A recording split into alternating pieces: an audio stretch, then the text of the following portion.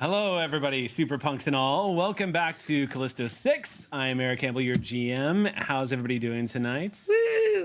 Dinner? Yeah. Pretty We have a full group tonight. Really good. I'm feeling pretty good about that. The band's gotten back together. It is. I'm going to go ahead and start the top of this episode by saying Dogmite sent me a new GM screen. It's so This thing is so cool. So I love Dogmite stuff so You get a much. screen. You get So- to see behind the screen for a second. Yeah.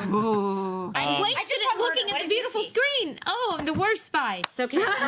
That's the- Don't worry. That's my job. Don't worry, babe. I got you. The great, I got you. the great thing about being a GM that does not prepare properly is that I almost never have anything behind the screen to see. So yes, welcome back to Los Angeles 2120. Tonight we do have our full group and a pretty big episode ahead of us. So I'm very curious to see what you all do next as we enter. I was really like, oh, by episode 2, they're probably gonna have to escape from the station. Oh, Lacey did that. Okay, well, there'll be some new things to do on episode 2. But first, I got some stuff to read off to you. Look at that fancy card. Yeah, I know. Like, thank you, Sean Hudson, for the fancy card. In case you missed International Tabletop Day, this past weekend, or if you want to experience it all over again, we'll be rebroadcasting it this Saturday, June 8th, starting at 9 a.m. with the Season 3 premiere of Callisto 6, which I hear is pretty good. So check it out. Following that, so that's at 9 a.m. Following that, we're going to go into the core of International Tabletop Day 2019, starting at 12 p.m., which will feature Talisman Batman. I want that so bad. I didn't know that existed until they announced they were doing it on ITTD, and I was like, we've got to play that. Our own Marquia is on that game, right? Yes, we were there when we taught Marquia how to play Talisman, so I want to see how she did. Because man, Tower of Madness is also there, Nectophobia, and finally Asinine Wisdom, the board game. Oh my god! And it's spelled B-O-R-E-D. Those guys, the comedy. I love those guys. After that, we've got 10 Candles at 6 p.m. and then the Season 3 premiere of Vampire the Masquerade LA by Night at 9 p.m., which I also hear is a good show. I'd like to go on record to say that 10 Candles is fine and it's a happy, fun game. It is. It's a very relaxing game to watch. It is It's- not, in it's- fact, fine. It's No, great. it's Like, Ivan. just kick It's back, not fine. pour yourself a glass of wine, and it's really soothing. It's like turning on that ambient like ocean music before you fall asleep. Same feel. You'll love it. It's great. Lulls you. Yeah. Terrible person. Just go slip right into a nightmare. Nice eternal sleep. It's good. I just like how you and I just gradually kept getting darker and darker with that. Plus, we'll be rebroadcasting Relics and Rarities Marathon in its entirety on Sunday, June 9th, starting at 9 a.m., which includes a lot of great interviews and behind-the-scenes stuff, which Xander told me about, which is all really great. Don't forget, if you're a subscriber to Geek and Sundry, I always say GNS, but Geek and Sundry, you can watch all this on Twitch right now, which is also the best way to support this channel. And then there's a bunch of notes here about guilt-tripping everyone to subscribe, Yay! Do that. threatening my job, and a love letter from Sean Becker. Thank you, Sean. Oh, that's great. Oh no, it says go to hell. Sorry, I misread that. Sorry. But like, Okay. I want you to go like he wants in a to nice meet way. there. Like if Yeah, he goes, have he's trying to coffee, be inclusive, go to and I hell. appreciate meet that. for At the lunch. cafe. Hey, I'll be the so one with the rose. before we jump into the game tonight, I just want to take a moment real quick to catch up with y'all. Eliza, Hector, how y'all doing? Pretty good. Apparently trapped, bro. Yeah. Well, it happens when you meet, as Kirk said in Star Trek 3, that's what happens when you miss staff meetings, Doctor. Apparently. For you to miss a staff meeting, Hector, I'm disappointed in you. Well, Why I didn't could've- Martinez ever call a shit meeting and then just didn't show up and just watched on a monitor and just giggled the whole time? Watched his Rue is just like, where the... I'm just saying, that would have been great April Fool's. If I could Because quote, I would find him. Right, that's true. It is a pretty small, as starships go in the Federation at that particular period in time, it is a smaller of the starships. I would like to keep the Star Trek talk going, and I would like to quote Captain James T. Kirk at the end of the classic episode, City on the Edge of Forever. Yes. Where I'll turn to Eliza and I'll say, let's get the hell out of here. That's pretty good. Yeah, I don't really have any other announcements for tonight, guys, unless y'all have any announcements. I have a quick one. Yeah, what's up? I don't know if any of you saw the announcement, but a new video game called Citizens of Space is coming out June 18th, and we're finally able to announce Xander and I are both in the game. We did. I voiced like 3 or 4 characters, and so did Xander. So this is the first video game that both bards are in it. That's amazing. It's on kind of video game? It's on Steam? Sega. It's on Steam, Nintendo Switch, PS4, Had to. and another one. That's crazy. That's amazing. And Switch? yeah, Is it we're on really Switch? excited. And Is it on Nintendo Switch? yes, it is on Sweet. Switch. Cool. I'm gonna And get it on apparently Switch. it's really, really fun, and it's I'm excited to play it. Right and on. I play some whack out characters, and in the Star Trek realm, I play the voice of the ship. Oh. The AI, but to make everyone feel comfortable in their, Can we hear a taste? Make us feel comfortable. I recorded this over a year ago. Life support is failing. Just use your nice calming voice right now. Life support is failing, but I'll say this with a smile to make you feel comfortable. I don't know how to feel. Thank you. Thank you for dying. That's good. Dying is inevitable. I want a T-shirt that says "Thank you for dying." Thank you for dying. Bye-bye now. Bye-bye. Void merch. Please exit your life. Amazing. Any other announcements before we get into the game? in the mood for tonight. Yeah. Oh wait, there is a portal. There's more. What you I'll got? do mine quick. So Ripley Improv, we are in post-production for our improvised films. It's been a while That's since pretty I gnarly. last was able to update you all here, but we're doing a fundraiser this Sunday. It's a dystopian immersive event with a costume contest for people dressed up as like the Capitol people in Hunger Games type Oh thing, my gosh. or Resistance members. But anyway, if you're not in LA, which most people I know aren't, just go check out our website because we just revamped our website and it looks pretty great, and you can find out all about our improvised film anthology. Yay! Right on. Awesome. That's so cool. Yeah. And I think that's it. Is there any other announcements? Wait, I'm seeing something. I'm seeing something on that end of the table. I'm excited! Okay, I was expecting murderous, but okay, excited works too. They are excited. I thought it was implied. Oh, okay. Sorry. That is true. With Sam, to be one is to be the other. All right. With that, let's go ahead and jump into tonight's episode of Callisto 6.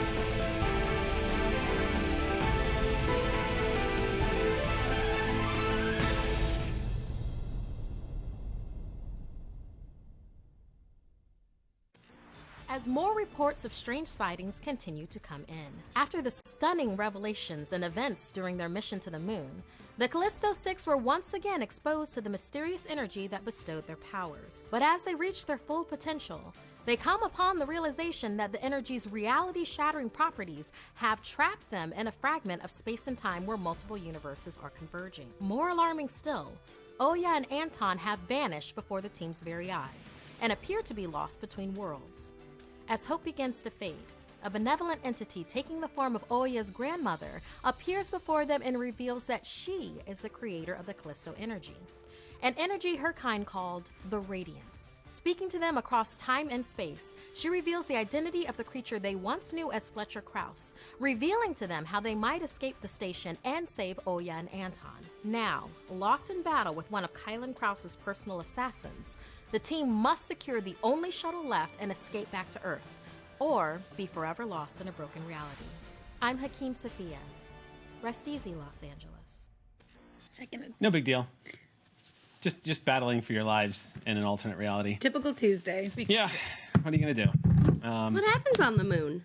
Where we left off was actually a pretty intense moment because we had one of our team members commit to a course of action that was rather shocking and rather definitive. Of course, as we know, Cobalt had done some recon and was attempting to make contact with Fawn. Because the shuttle had disintegrated, you guys needed another way off the space station. You found your way by stealing the Pyramid Star shuttle that Fawn took to get here in order to secure the Callisto 6 energy source. Now, at this point, all of the realities and things that you've learned are starting to contradict each other. the monster that you encountered that was dying, that Oya spoke to from beyond the grave through time, has now been revealed to be the creature that killed everybody. So which is real? Fawn and their strike team apparently stole the Callisto energy source. Dr. Ree was alive for a moment. Everything is kind of folding in upon itself. The reveal that you guys have slipped into a different time stream when you approached the moon has made everyone kind of have to question what events were true, which ones are logical to your reality, and what will stick once y'all leave, if you can get out. What's worse, though, is that Oya and Anton seem to be lost, and you're not sure where the hell they've disappeared to. And at this particular moment, that recon to encounter Fawn led to combat with Fawn. Particularly when she was able to use her powers to sense the presence of Cobalt standing right next to her. Even though he was invisible and intangible, she was still able to detect using her powers of sound. She's very dangerous. Her perception check is off the charts. She's very dangerous. She's also accompanied by a few of the mutant soldiers that y'all have fought before over the skies of Los Angeles. When combat broke out, y'all did an excellent job getting the drop on her and laying the smackdown in just the opening few moments of that round. Displaying some of your new powers the way they have manifested, particularly Hops blasting the entire hallway with a tidal wave of electricity, sending just lightning in every direction. Even though you've managed to electrocute all of them, it wasn't enough to drop her, but then the next thing happened and the next thing happened.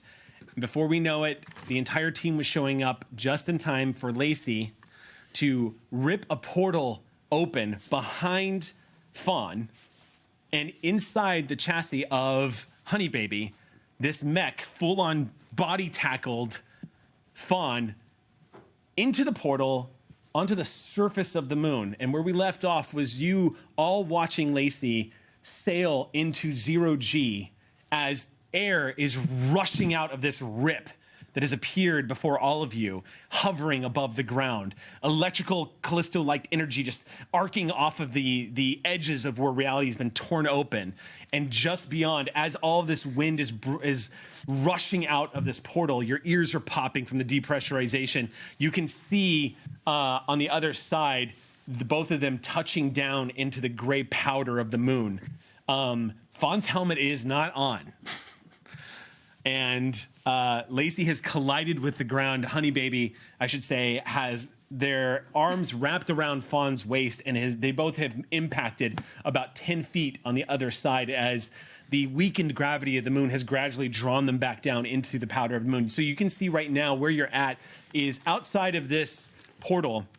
You can see the horizon, that grayish white horizon of the moon landscape, and then just the pristine curtain black of space beyond. This side of the station is facing north. This is like, remember how I described it as the station is crescent shaped? Mm-hmm. This side of the station is facing north, so you have appeared on, Lacey and Fawn have appeared on the other side of the station and have fallen down a full level. So even though 10 feet out, it's a 20-foot drop, which doesn't yield any damage, of course, but it does take a full action for you to finally... What's kind of haunting Lacey is as y'all are descending, you can vaguely make out the muted muffled screams of Fawn in the vacuum of space. That sounds very, very familiar, similar to just like it's barely audible, just enough that you can tell that they're doing it. And we start tonight's game with all of y'all watching this whole event happen. Right now, everyone has succeeded and is not being sucked out of this portal. The portal does not close, I believe, until Lacey chooses it to close. Is that correct? Yeah, I'm closing it as soon as possible. Okay, so the portal goes... and that's where we'll start tonight. The portal just closes up, and pressurization begins to reassert itself into the station. So once again, there's a wave of dizziness that washes over everybody as the alarms are blaring once again. A few of these mutant soldiers are also picking themselves up off the ground. I won't even have a roll because we're not in combat at the moment, but when you throw your fist, Cass, they disappear down the hall. There's a cracking sound, a shattering of materials from its helmet, and it disappears down the hall. It's almost like watching a cartoon. You can hear a distant Bring them back! crashing They noise. had their suit on. They had their suit on. They're gonna be okay. They're gonna come right back. What was that? Is that where Endon and we are? What's going on? I don't know. I have no idea. Like it just. Ah! Another one. Okay, so a full round, because these villains, they're literally gonna have to take a full round from the depressurization. They had their suits on. They're collecting themselves from being both electrocuted and sucked towards a portal. As they're standing up, clocking them is not. You don't even have to roll. They're not really getting defense checks here. So for one round, they're defenseless as they're picking themselves up off the ground. One of them's trying to grab a gun. Kobold immediately stock strikes one of them across the face, sending them down. He's in the shuttle. Oh, that's right. Cobalt ran for the shuttle. I should include that. So Cobalt, during this whole fight, has vanished. Not here. That doesn't appear to be in the immediate vicinity. So there's no one saw him get sucked out the portal though.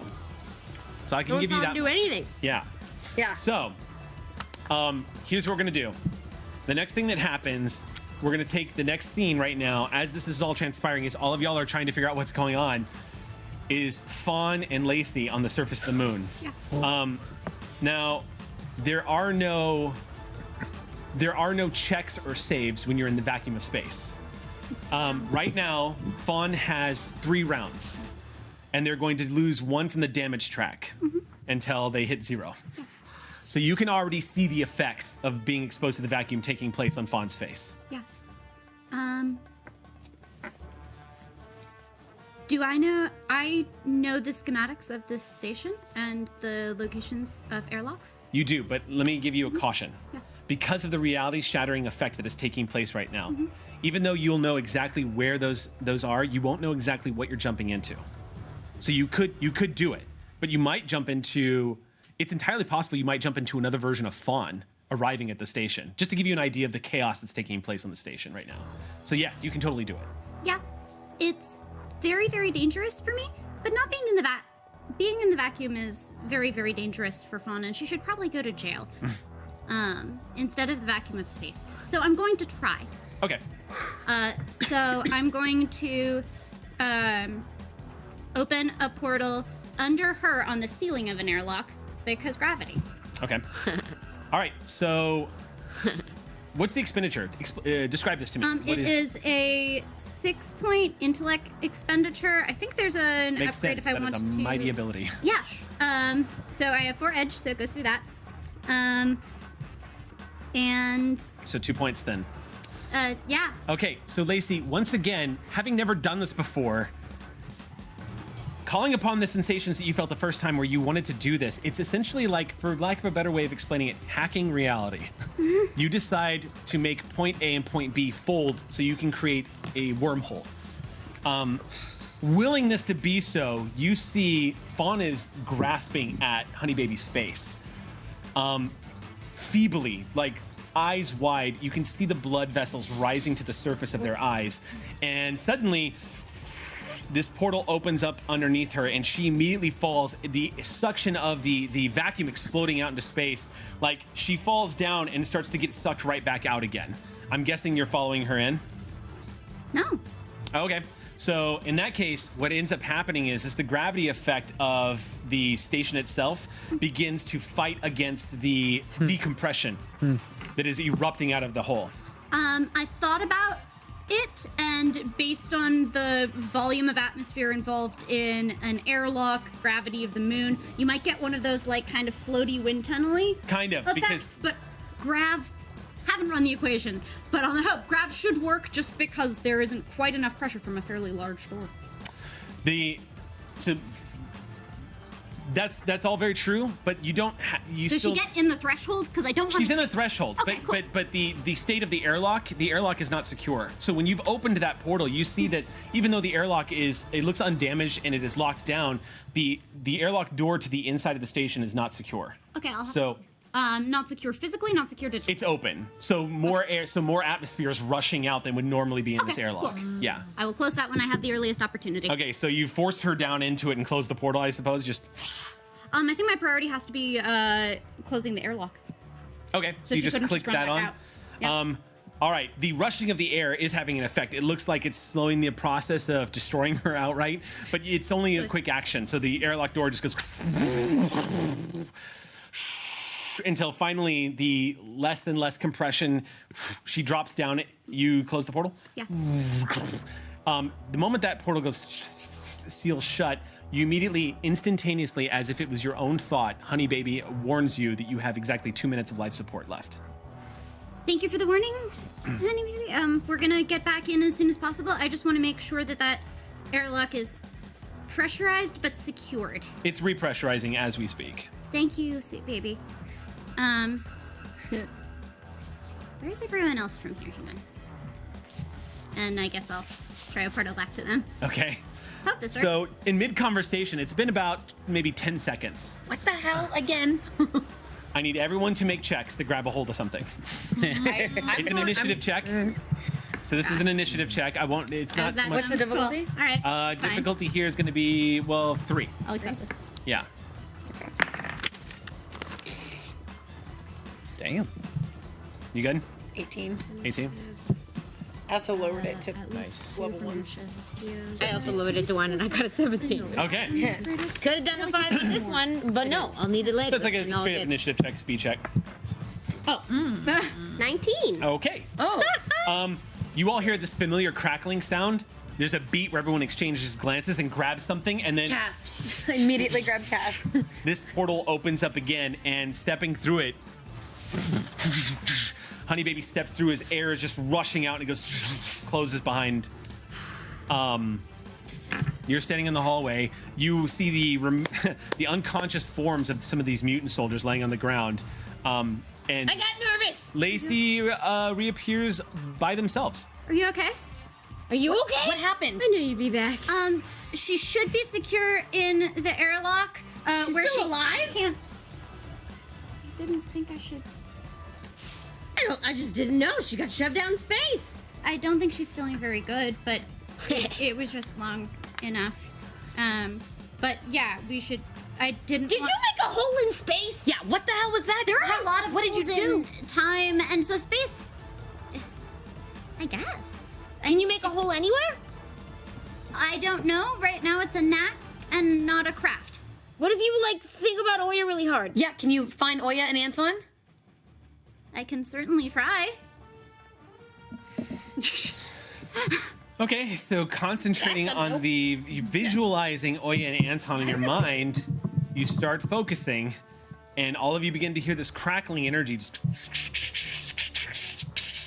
You see this line begin to appear in front of you as this golden energy that you all know as Callisto 6, but also called the Radiance, begins to manifest by the will of Lacey.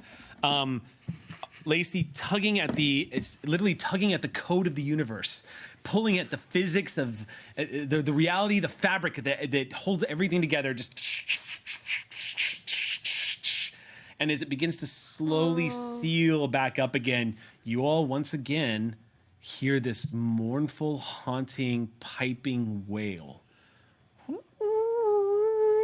It seems to echo. It doesn't seem to be coming from any one particular direction.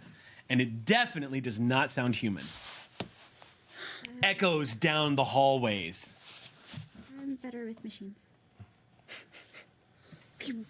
Where's? Are we going to talk about what that is? Where's Cobalt? I don't know. When I came down here, he was still, I guess, invisible. Where's Cobalt's tech? You can detect Cobalt. The moment you just where's Cobalt? You immediately detect the readings of their life support on their suit is in the Cassian docking bay. Okay, Cobalt's in the. He's docking. okay? The life support readings seem normal. Okay, good. I didn't electrocute him. That's good to know. And then you hear Holy coming gosh, through shit. your comms going, hello, is everyone all right? Hey, are you all right? I'm fine. Okay. I managed to find the shuttle, and I've managed to get it online. It looks like it's mostly working. Good. Mostly. Well, I've never flown a shuttle. It looks like it flies itself. Is Fawn dealt with? We should probably check on her. How's Moonlight? Moonlight, who is during this whole event, Moonlight stepped way back and grabbed hold of the wall. And as all of this has finally died down, when you say, "How's Moonlight?" everyone kind of looks over at her, and she looks back at everyone and lets go of the wall and signs, "I'm okay." Okay, good to know. Yeah, I guess we should at least have eyes on Fawn. I don't want her to escape or something. So I don't know what we were planning to do with her. I was really scared that she would scream, and then really bad things can happen with sound. Huh. There are a lot of really bad blood vessels and the station. Yes. What are we planning on doing with her since the station is in constant flux of what doors are open and what aren't? Time is she from? I don't know. I mean, All 5 of me grab my head. Yeah, all 5 images of Cass. Just Okay. the only downside is that she can do things with a voice, but she can do things with any sound. I mean, if we just get anywhere near her, she could snap her fingers and blow our ears That's why I out. put her in an airlock so that there would be air, but also she wouldn't be in the same space, and then we would, I guess, vent it if we have to. I really don't want to vent it. I really don't want to hurt her. I just didn't know what to do, and I didn't want you guys to get hurt. I'm sorry. We just need to I'm like sorry. This is good. knock her out. Or... She's secure. And if Alright. she becomes more dangerous, less secure. Okay, what do we do first? Is there some kind of like first aid kit or something in the shuttle? Like maybe not in the shuttle, but in that sort of like the panic room that you guys found with the new spacesuits in it. There are first aid kits and medical. Does this panic room have visual on the room Fawn is in? Lacey can literally just visually, and in fact, all of you, if you wanted to like go up to a console on the wall, but Lacey can literally just tap into the comms and in the cameras. I'd like to ask Sweet Baby to keep that on passive, and if any shenaniganery is detected, to pop an alert, but otherwise, for the sake of... The moment Sweet Baby acknowledges, it immediately pops an alert. Okay, what's Fawn They doing? immediately pop an alert, and coming up on the screen, the airlock that you put her in is right now showing 3 scientists. One of them is working on what looks like one of the wall panels, and the other one is what looks like doing kind of a dance, and the other one is waving them off and trying to focus on what looks like a pad of information in their hand, a writing pad. Okay. Did set up that level 10 recognition algorithm, though, so if she pops back up somewhere else in another one, You'll be able to spot it? I will be able to know where on the station she is. Okay. She's in a different when, a different where, a different... Oh my god. I have so much data to analyze after all of this. Yeah. But, okay, we need to get out of here, but we can't leave without Oya and Anton. So what do we do? I don't know how to get them back. We should get in touch with Anika Patel. She was our ground control. She'll know what to do. Okay, if she can hear us in whatever time this is. I mean, we'll just have to use the computers to communicate. Okay, do we do that from the ship or do we do that here? I mean, I would feel better on the ship. I feel like the station is a little unstable. I would like also to be on the ship. Let's go! Isn't the ship part of the station? I don't care. Let's go. It flies. So moments later, y'all enter the airlock and step into the Cassium shuttle. This is a very well-equipped, long-range spacecraft. I like ours better. And as y'all are moving in, it's not quite as spacious as the shuttle was, but this transport obviously designed for quick there and back agains.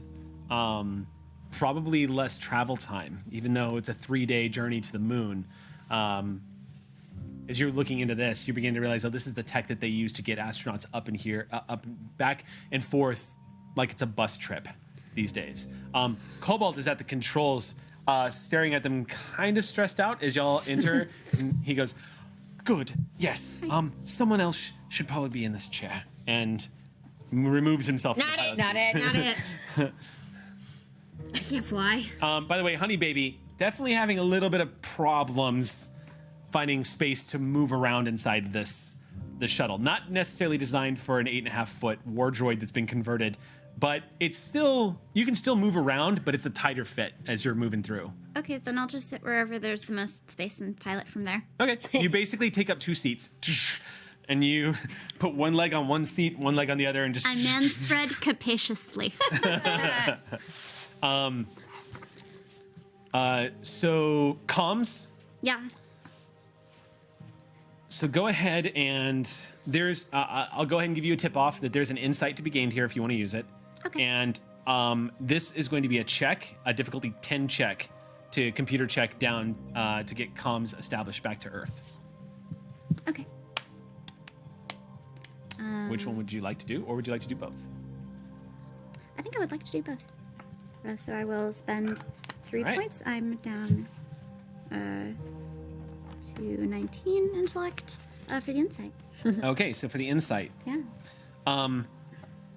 the data that's coming back as you're looking at the communication feeds reveals that the connections that it's making and it's receiving from Earth, they're disjointed. Some of them are long streamed, some of them are pre-records, and some of them are not making any sense. You sifting through the data, you begin to realize that about this, the equal distance would be about a day's flight away from the moon. There seems to be an aura around the entirety of the moon created by the shattering effect of the Callisto energy. And Lacey, what you start to realize is that your previous contact with Anika Patel may have not been from your reality. It starts to occur to you as you're looking at all of the data feeds that you may have actually been hearing transmission from another Earth when you saw everything take place in central LA with Fletcher. You're seeing a lot of communications come through. Different voices, and some of these people you've never heard before. And you do, for a brief second, catch the transmission of Dr. Ree trying to beam his intelligence back to the planet. And it vanishing. And it's in that moment, that gain, that insight that I'm going to gain to you, Lacey, you realize suddenly that this shattering time effect is actually the cause of the severance of data packet that gave birth to Tails, not his death before the transmission could stop. You're seeing this paradoxical loop in all of these communications happening. Curiously enough, though, nothing from the future. Disjointed alternate realities from now and the past. Doesn't seem to be anything let me put it this way. You don't detect any of you. In all of these different realities, you're not hearing your voices. Totally different thing. I could die immediately. That's true. So, that's what you get. No, In other words, you can probably make contact with Earth. It is a 1 in 100,000 chance that it would be the Earth that you need to talk to. How many of the Earths out there have the person we need to talk to qualified to talk? Infinite. Yes, it's true. I mean, we're working with magnitudes of infinity. Invisible, intangible, non-existent, Anton, in my head. Yeah. Oh gosh, we're doing that thing in film where it's just a ghost boy. You're just talking to someone who isn't there, and then you cut back and it's Yeah. not there. Yep. Yeah. Okay. That is going to be throwing a dart at the board. Yeah. But it is conceivable to find a Dr. Patel out there. Okay. This would be a lot easier with Oya. Yeah. You think? Then we would know how to get Oya Then you- back. Yeah. We just need an Oya so we can Oya. So as you're formulating this, we are going to cut to Cut to what? you and Oya. What? Where? Specifically where? You and Oya, Specifically your when? eyes flutter open and you're looking at each other lying on the ground a few feet away from each other. So the first thing you see is the wary face of each other coming to consciousness. You're aware that you're laying on a floor, but if you can try to imagine this, the floor that you're laying on or the ground, you're aware that it's there. It has a substance that feels like you're laying against something, but it doesn't feel like it has any tactile information to give you. You don't know what the floor feels like. Is it cold? Is it hot? Is it rough? If you could imagine what it must feel like to be a magnet pushing against another magnet. It's the same sensation where you know you have something stable underneath you, but for some reason it's not registering. Your mind isn't comprehending exactly what it is. You know you're not going numb. And as you look across each other, you're starting to get an idea of what your surroundings are. Oh, yeah? I'm going to try to stand up. It's easy. Quickly. And I You kind pick of yourself up. whip into place. As you come into form, Anton, you just see Anton do that thing he can do, and you see just like a rubber band just go into a standing position. And immediately, Anton, a wave of dizziness washes over you. To your left and right, look like you are looking at the warped mirrors of reality. To your right and left are essentially, it looks like mirrors that are peering out over the cosmos, but they're distorted, almost like you're looking through a two-dimensional window that is mapping out the universe in 2D, so it's like been flattened and infinite. It sort of distorts as you look at it. For a second, you don't know if it's right next to you or if it's a few 100,000 miles away. Your feet, the ground around you is opaque and strange. It looks almost like someone had taken one of those bad 80s unicorn posters with the laser grids, and they filled it in with this sort of gray, opaque, like, palette. So it kind of has this gloss to it, but no detail. Like bad CGI from the 80s, and it stretches out endlessly in front of you and behind and blends into these two walls that are mirroring universes all around you. You remember the effect in the movie Interstellar when they went into the wormhole? It's the same distorted universal effect that you see around on both sides of you. And all you hear is wind. And none blows, just a howling wind and the occasional piping sound. This howling piping sound coming from every direction. Echoing off into the distance. I get up slowly and I'm seeing all this same thing, right? Mm-hmm. Yeah.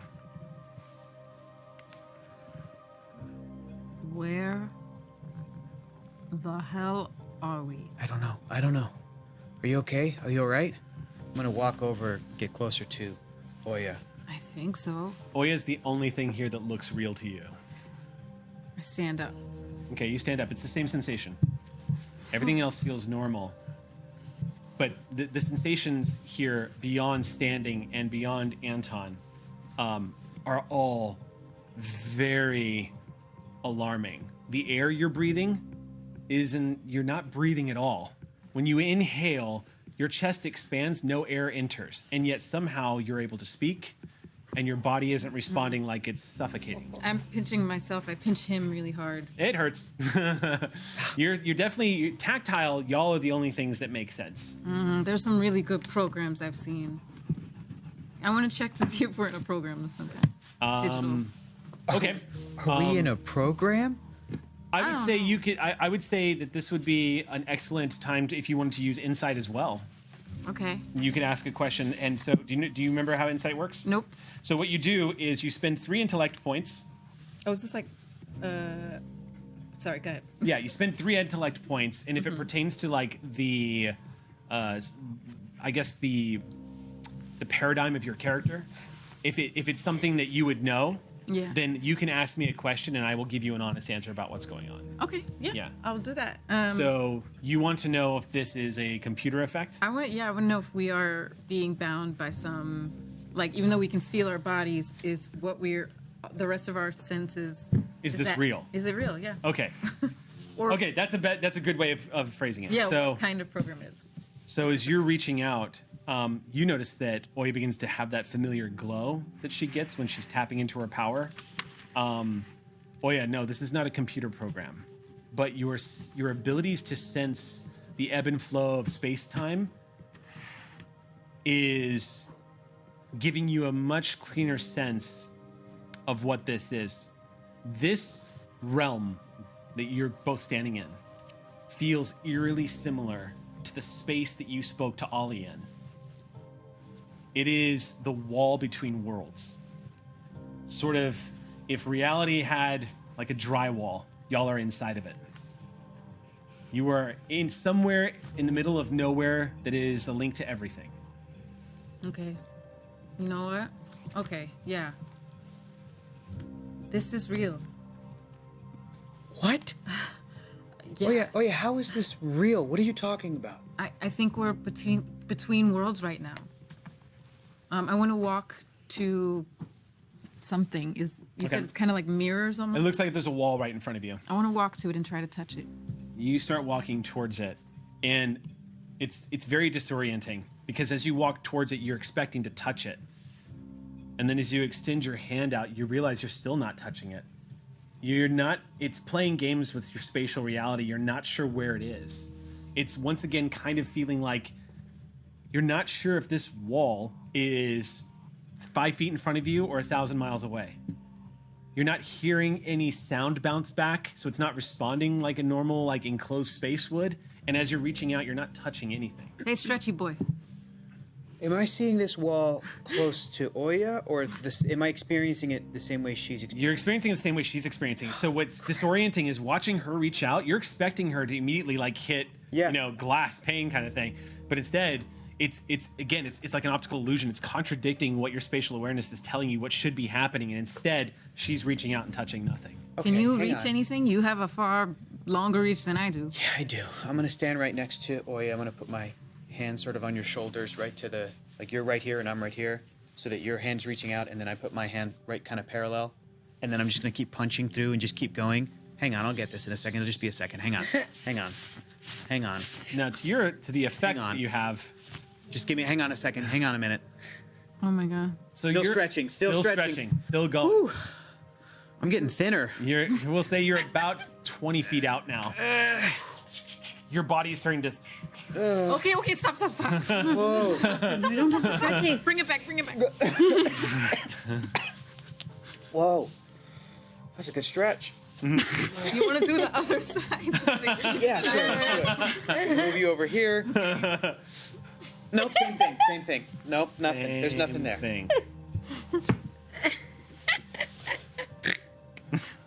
So, that's one. Oya, how could you tell that we were in the space? What did you say? We were in the space between worlds. The space between worlds. How could you tell? Because I saw you glow and you did your thing. Because I've been here before. When? Remember how I talked to the other version of myself? Uh-huh. Well, it was kind of like this place. You getting the same feeling? Yeah. But okay. We were each in our worlds, but there was something between us, and it felt like this. And now we're here. Now we're in it, yeah. Now we're inside the telephone that you guys were using as you were communicating. Yeah. But I don't know... How? How did we get in here? Can we get out? Yeah, maybe. We should try. Okay, I'll hold on to you. Yeah. And then maybe you use your powers, because I'm going to go out on a limb and say my superpowers aren't going to be able to get us out of this place. Okay. Yeah. I'll do your thing. Try, Take your time. Take your time. It's okay. I just don't know which... I want to try to sense where is home.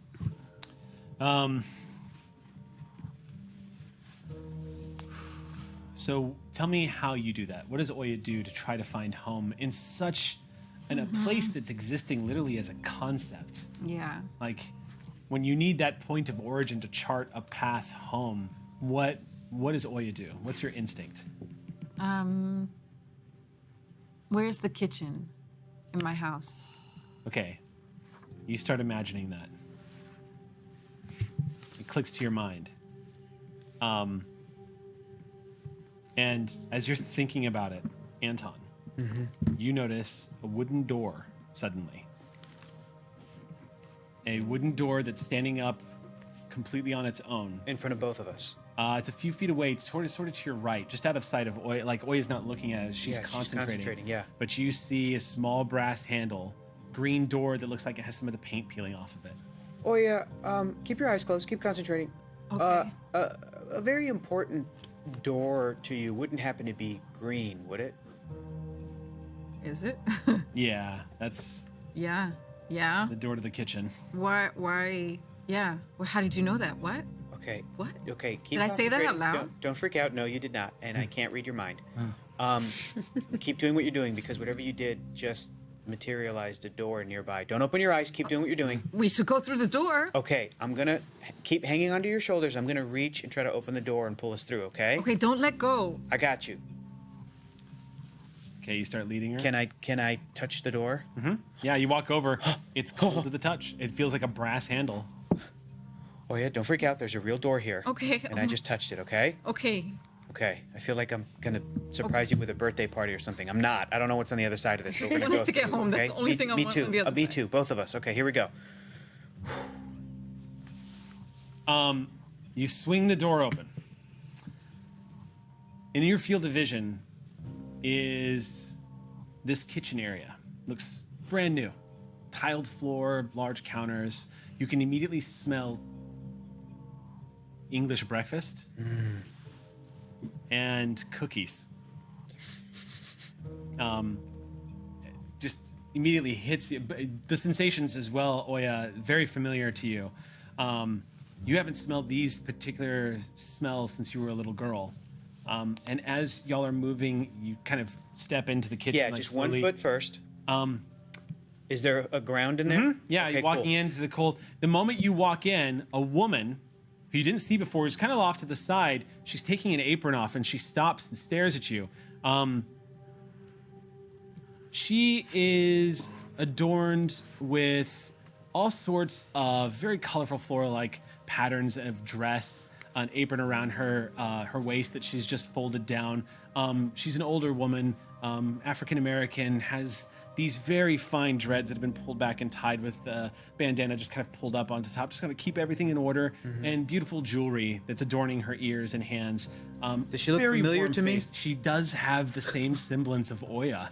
She does look a little like your friend Oya here. And she stops and she sees you and she goes, "Oh my." Oya, do you have an older twin sister? My eyes shoot open. Abuela? So as your eyes shoot open, you see the woman that appeared to you on the dropship that first time standing in front of you, your grandmother, with her apron folded down, staring at the two of you, rather surprised. And she says, "You found me." I run and hug her. You hug her, and she immediately puts her arms around you. I'm gonna like carefully close the door behind us. Yes, slide it closed. And I'm checking the door, like, okay. You're like, "Okay, this is real." She pulls back from you and puts her hands on your face, and she says, "Let me look at you." Oh, How? What? I'm so happy we can finally talk. What is happening? You know what's happening, Abuela? I do. I know everything that's happening. You just missed your friends. They were here seconds ago. What do you mean?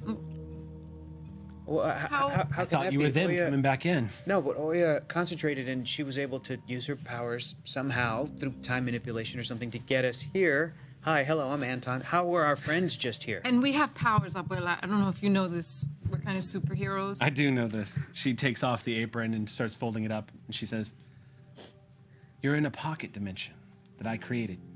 Wait. What? She says, I know. A pocket dimension. She said we're in a pocket dimension. That It's she... the only way I could talk Wait. to all of you. What? I had to do it. I'm gonna go out on a limb and say you're not actually Oya's abuela, are you? No, I'm not. Sorry, Oya. I'm sorry. Oh. I took this form because I needed to speak to you. I needed to reach you. And it would be more comfortable for us and you, Oya, to see your abuela, right? That sort of thing. I always liked you, Anton. I'm sorry, have we met? No, but I've been trying to reach all of you for a very long time. Okay. Well, who are you? Oh. You know, I just told everybody this story already, and I didn't realize it was going to be as tiring because it's a lot, but... Okay, well, I have another question while you think about how to tell me that. Sure. Who gives you the right to just take that? It's actually a good point. That's not for you to take and put on. Yeah, how like it's come a you- costume. How come you didn't take the form of like my mom or dad or like somebody I liked? It was Oya. Or like someone who, I don't know, someone that's just not for you to take, okay? You know? It was the only way. Oya, is your abuela passed away? I never got to talk to her as an adult. And now this first time I get to talk to her, it's not even her. You're gonna have your chance. Okay, that's either very sentimental and sweet or really creepy. What are you talking about? Yeah, you better prove to us that you're not some creepy magician thing. Well, I am kind of a magician thing, but you like not creepy. Are you like a space alien or something? Like a space alien, yeah. Oh, okay. Okay, another one of those. All right, I'm listening. All right. If it makes you feel any better, Oya, she seems really nice. She's making me feel good too. I know, and I never met her. And I am really nice, but I also think Oya is totally justified for being upset. Sure, yeah. Can we at least have some cookies while you tell us? Yeah, I made them for. They didn't eat all of them. They I took already it with took some. He his hand over one of the cookies. It is alarming. It tastes exactly like you remember it, and it's at that moment when she says, "That's the trick, Oya. To anchor yourself to the reality you come from. You have to focus on what you know, those memories, and you can find your way back. Unfortunately, you're not strong enough yet to be able to walk between the worlds, but you will be. You have a lot of challenges waiting for you in your future. You're going to be able to walk time. And as wonderful as that sounds, as somebody who's doing it right now, I can tell you it's not that much fun. So I'll give you the quick rundown as best I can, and it's going to be a lot, and I apologize for dropping this all on you. First question. First Are question. you benevolent or malevolent? Me? Yes. Oh, benevolent. I've been trying to reach out to you all since you achieved the powers that you have. I saw you. I remember. That was my first attempt, but you weren't ready yet. That was my fault. I'm sorry. Second question. Are Oya and I going to be able to get back to our team after this little powwow? I have a plan. Okay. But it's not going to be easy. Sure. And at that point, again, you hear that piping howl outside the door, and she glances and she said, "We're not exactly alone in between worlds. Of course not. We'll be safe in here for the moment. Gives me time to tell you a little bit of what I told everybody else. My real name is Otu. I am from a race that has been dead for billions of your years. In fact, in your time, I have been dead for billions of years.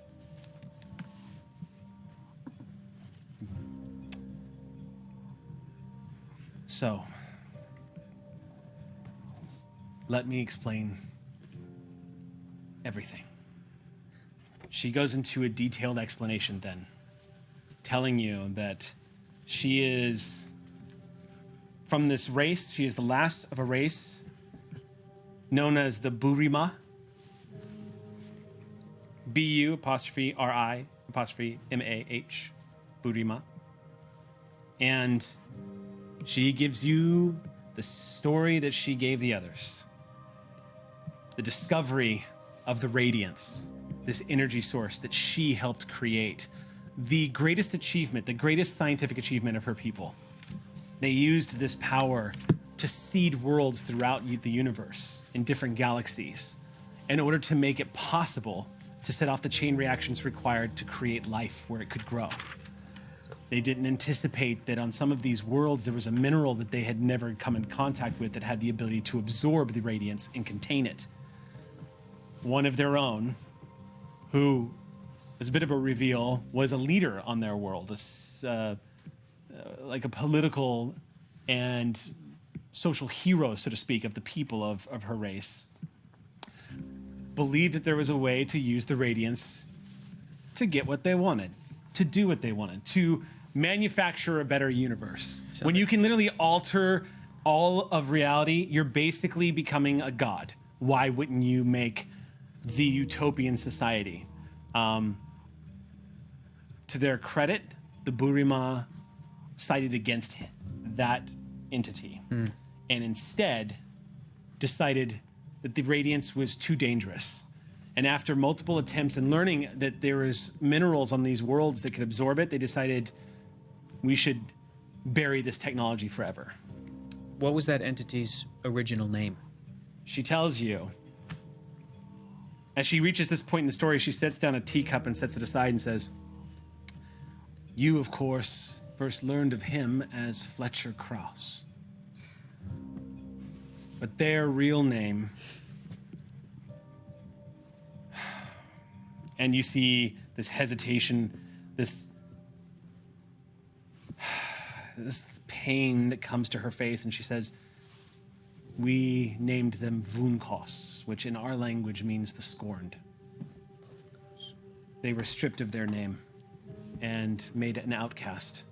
We marooned them on Earth. Back then, it was a burning rock of volcanic gas, and should have been impossible to survive, but we think, or at least most of us thought before it was too late, that somehow Vunkos was able to find or harness what little of the radiance that was still present on Earth in order to survive. They have been there since the dawn of the creation of your world, when it first formed in the solar system. Even before the dinosaurs? Long before the dinosaurs, when the first proteins were colliding with one another, when the first bacteria was beginning to form. It was back during the days of primordial goo, as you might say. This isn't really on topic, but I'm just curious. Did the dinosaurs go extinct because of Vunkos? I don't know. I was dead long before that happened. I'd always hoped to figure out the real reason. Okay. She kind of looks at Oya and says, "Like I said, these things might open up to you as a possibility, but I cautioned you, if you want to go on a journey to discover the truth of your planet's history, be very, very careful." And she sips the tea very slowly. Anton, I think we're supposed to go see dinosaurs. I think we're going to travel through some time. That's awesome. Sorry. Awesome. Continue with your but story. we have to, like, save our friends and stuff. Yeah. So of course. This So is she like later. continues This is later explaining. After dinosaurs. She explains to you the rest of the story about how Vunkos, there was a war between all of them. Vunkos was marooned on Earth, left to die in one of these lifeless worlds. Found a way to survive, found a way to persist, found a way to exist through all of the extinctions that have come and gone through Earth, biding their time until finally civilization began to form. And technology. Intelligent life, correct. And then began to assume the forms, Connor McLeod style, began to take identities and began to interfere with the course of human history as at that point, Amatu basically answers your suspicion and says, "I have no idea the level of interference that Vunkos has had in the development of your world, but it must be extensive. And there's no way to tell what would have happened if Vunkos hadn't been there. Wow. And for that, we are eternally sorry. The divisions of your world that exist today may have been seeded specifically to create enough discord that Vunkos could use that to their advantage when the time was right. They are an intelligence far beyond anything that my people ever evolved to. They are something more now." I have a question. Yes. So, where are the other worlds? Everywhere and nowhere. You mean the other Earths? I mean... The other worlds that have been seeded with the radiance? Yeah, are you saying that there's other... Not many, but yes. There are other worlds out there. And many of them have their own stories happening right now. Many of them have their own tales being told. And some of them are discovering the radiance. But none of them, including my people, were ever able to figure out the mystery of bonding the radiance to DNA and fusing it to a living being. You are the first of your kind. Go Dr. Patel, all right. Dr. Patel? Is this the person who did this? With Fletcher's influence, but yeah. Well. Or Vunkos? Vunkos? Vunkos. Vunkos. Wow. This is a lot. Yeah, it's a lot. I reach for another cookie. There's a howling noise again, and she glances at the door, a little more worried this time. Time doesn't move normally here, but there's two things I need to tell you because we're running short on it. I can't keep this dimensional pocket open any longer. I have to return to my time and die with the rest of my race. The two of you need to find a way back to where you belong, and you need to do it now. You're not alone in here. There are creatures that hunt in between the walls of realities, that feed upon things that wander through here. And I'm going to tell you this as well. And you already know this to be true, Oya. Vunkos lurks between the walls of the worlds. You've heard their voice. They will eventually know that you both are here. I can't stop that. The longer you stay, the more danger you're going to be in. But I have a plan.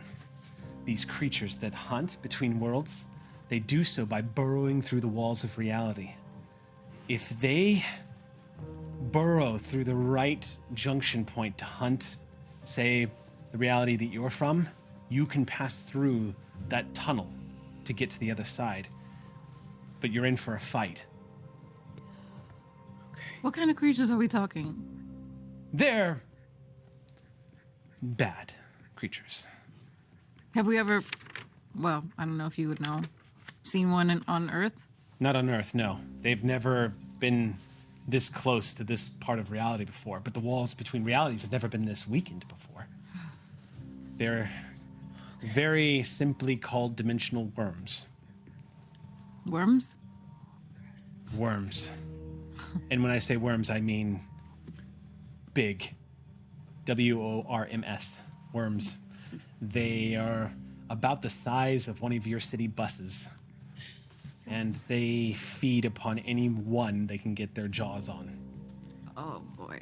Is this going to be one of those things where if we see one of these with our human eyes, we're going to freak out and lose our minds? If you are a healthy human being, then I suspect you will have that reaction, yes. Okay. Okay, thanks for the heads up. You've got the heads up. That howling noise is them on the hunt. Oh. Oh, good. So they have something that allows them to make that noise. Great. What they're going to do is they're going to try to find the focal point of where reality broke, and they're going to start hunting there. Oh, that's us. That's us. It's wherever you're coming from. How did we get here? What happened? I can only guess that Oya's connection to the Radiance sent you across time and space. You, as I'm sure you're figuring out, have the most exposure to the Radiance. I'm surprised, Oya, it hasn't atomized you and scattered you across all time and space. Somehow, you have bonded with it, and it answers your call. I've never seen anything like it, and I never thought it was possible. I'm using technology to speak to you right now. Technology. This is a lot. Okay. Let me guess. I probably got the least amount of exposure to the Radiance. Why would you say that? Because everybody has way better powers than me. Why would you say that? Because if I recall everybody has... correctly, you saved the life of Hops. Yes, I can stretch my body. It's awesome. But everybody has way cooler powers than me, so I probably got the least amount of exposure to the Radiance, right? No. Really? Cobalt got the least amount of exposure Oh, to Radiance. right, okay. And as a result, anybody, I should Sure. say, anybody who comes into contact with it in a periphery like that is going to develop side effects to the energy. Yeah, at least I don't have those, really. All right, that's cool. The energy can't be destroyed, just like any energy, which means when it enters the atmosphere of whatever environment it is in, it tends to saturate that environment. I told your friends this as well. You are not going to be the last of your kind that you see appear. Your world is forever changed now. You will be the first. So set a good standard. And do your best. She sets down the teacup and she says, I have an appointment with fate. Okay, don't want you to miss that. Make sure that the Radiance does not fall into the wrong hands, or you too will have the same appointment. Thank you for everything. Thank you. I'm glad to know that in a few 100 billion years from now, a better future is being built on the mistakes that we made. I reach out and just twirl some of her locks. She smiles at you, and you know it's not your grandmother, but there's still a familiar warmth to this creature. And she pats you gently on the cheek and she says, "You're gonna do fine, kiddo." Thanks. Well, good luck. Thanks. Oh, also, do you have any like weapons or anything? I have a knife. I mean, Like anything that could help us against a worm the size of a city wait, bus? we have superpowers. Right. But do you have any specific worm killing weapons? No. Yeah. Oh, That's okay. This probably isn't all real. You said this was mostly a projection due to technology or something? I'm right? reaching out across space Yeah, time to talk okay. to you all right now. I'm technically here and not here at the same time. Right. Anything I gave you that existed in this world would likely eventually fade away. like the once you cookies? Those were Yeah. real cookies. I'm not full at all. No, Yeah, I knew. I I thought kept so. eating them and I kept eating them and I knew they weren't real cookies, but they tasted really good. Yeah, they did. Well, at least there's that. Yeah. You can carry the memory with you. Sorry. That's But okay. if I could give you a few 100 billion-year-old space cookies, I would have. They were so buttery. They were. We gotta go kill some space worms. Maybe, now, so- maybe, yeah. Maybe let's try to avoid them. Oh yeah, you have the ability to reach out and connect and speak to your friends. Just do what you did to find this door. But be aware, every time you reach out, just like you did the last time, Vunkos is going to know. Think of it like sending out a sonar ping. You'll find what you're looking for, but someone might hear you. Okay. I think your superpowers are awesome. She pats you on the shoulder. Thanks, abuela. I mean, O2.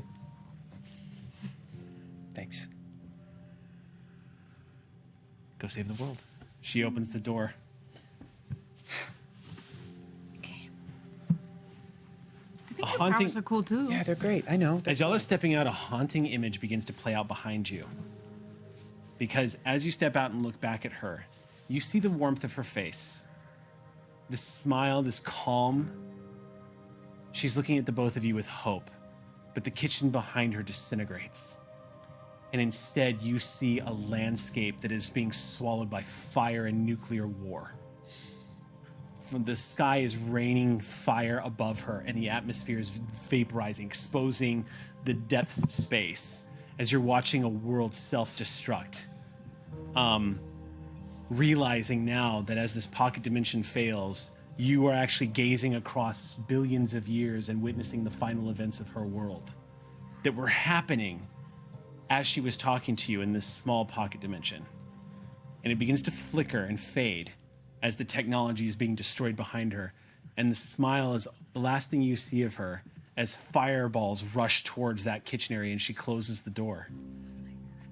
And the door goes, it lights up into flame right in front of you. And like leaves, blows away, vanishing into this infinite horizon between worlds. Whoa.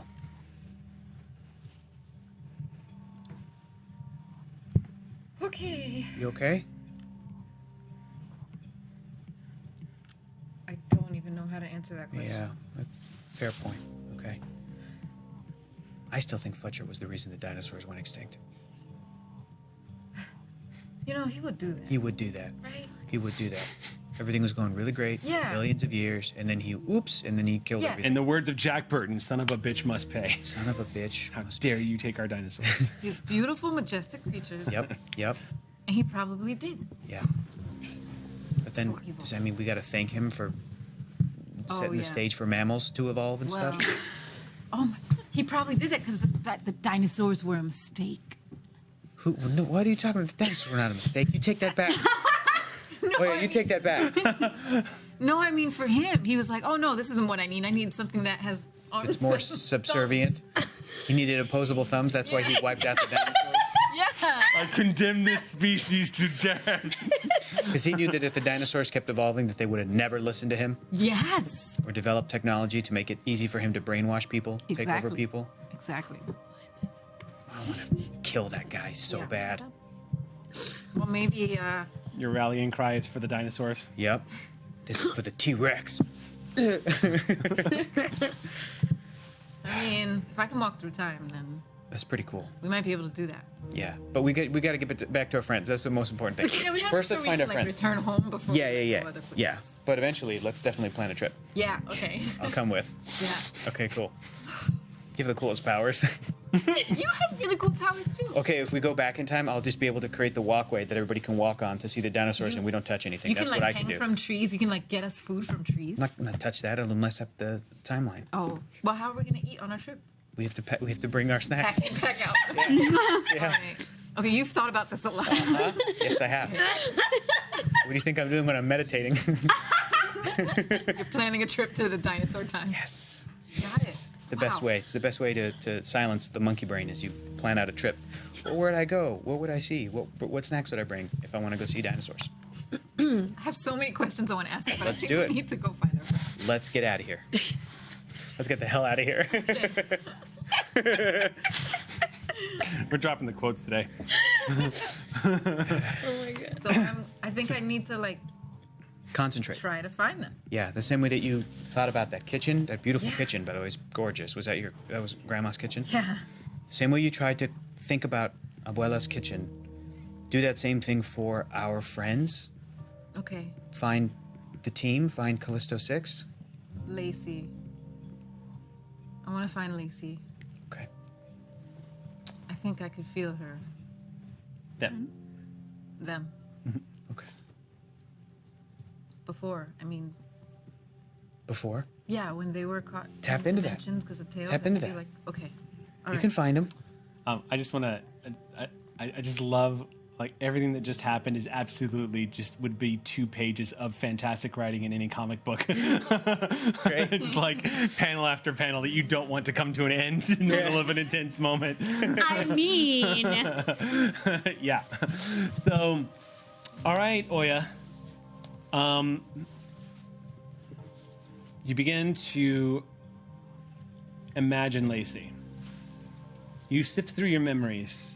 You're remembering what it was like that very first night leaving that job fair, rushing out into the alleyway, being ushered out as the fire alarms were blaring when the protests were happening outside. You remember the first time Lacey took off using their mind to fly you all. And how matter-of-fact about it they were. How just like 1 + 1 = 2. Of course I can fly with my mind. All of the moments that they've had, their rapid-fire rambles of science just blasting through conversation.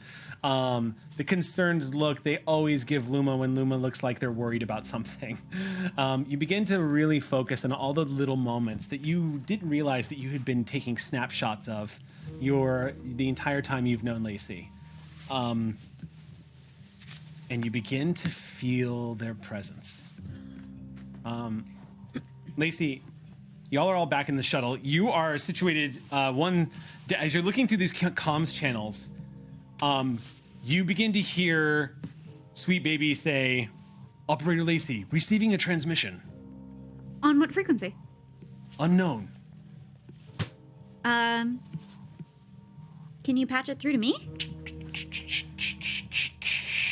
You begin to hear the whitewash of static, like an old television set. You, Oya, feel Lacey, almost like they're in front of you. Hi, Lacey. You hear the voice of Oya coming through. Hi, Lacey. Oh yeah? Everyone hears that out loud. Oh yeah? Where are you? Hi.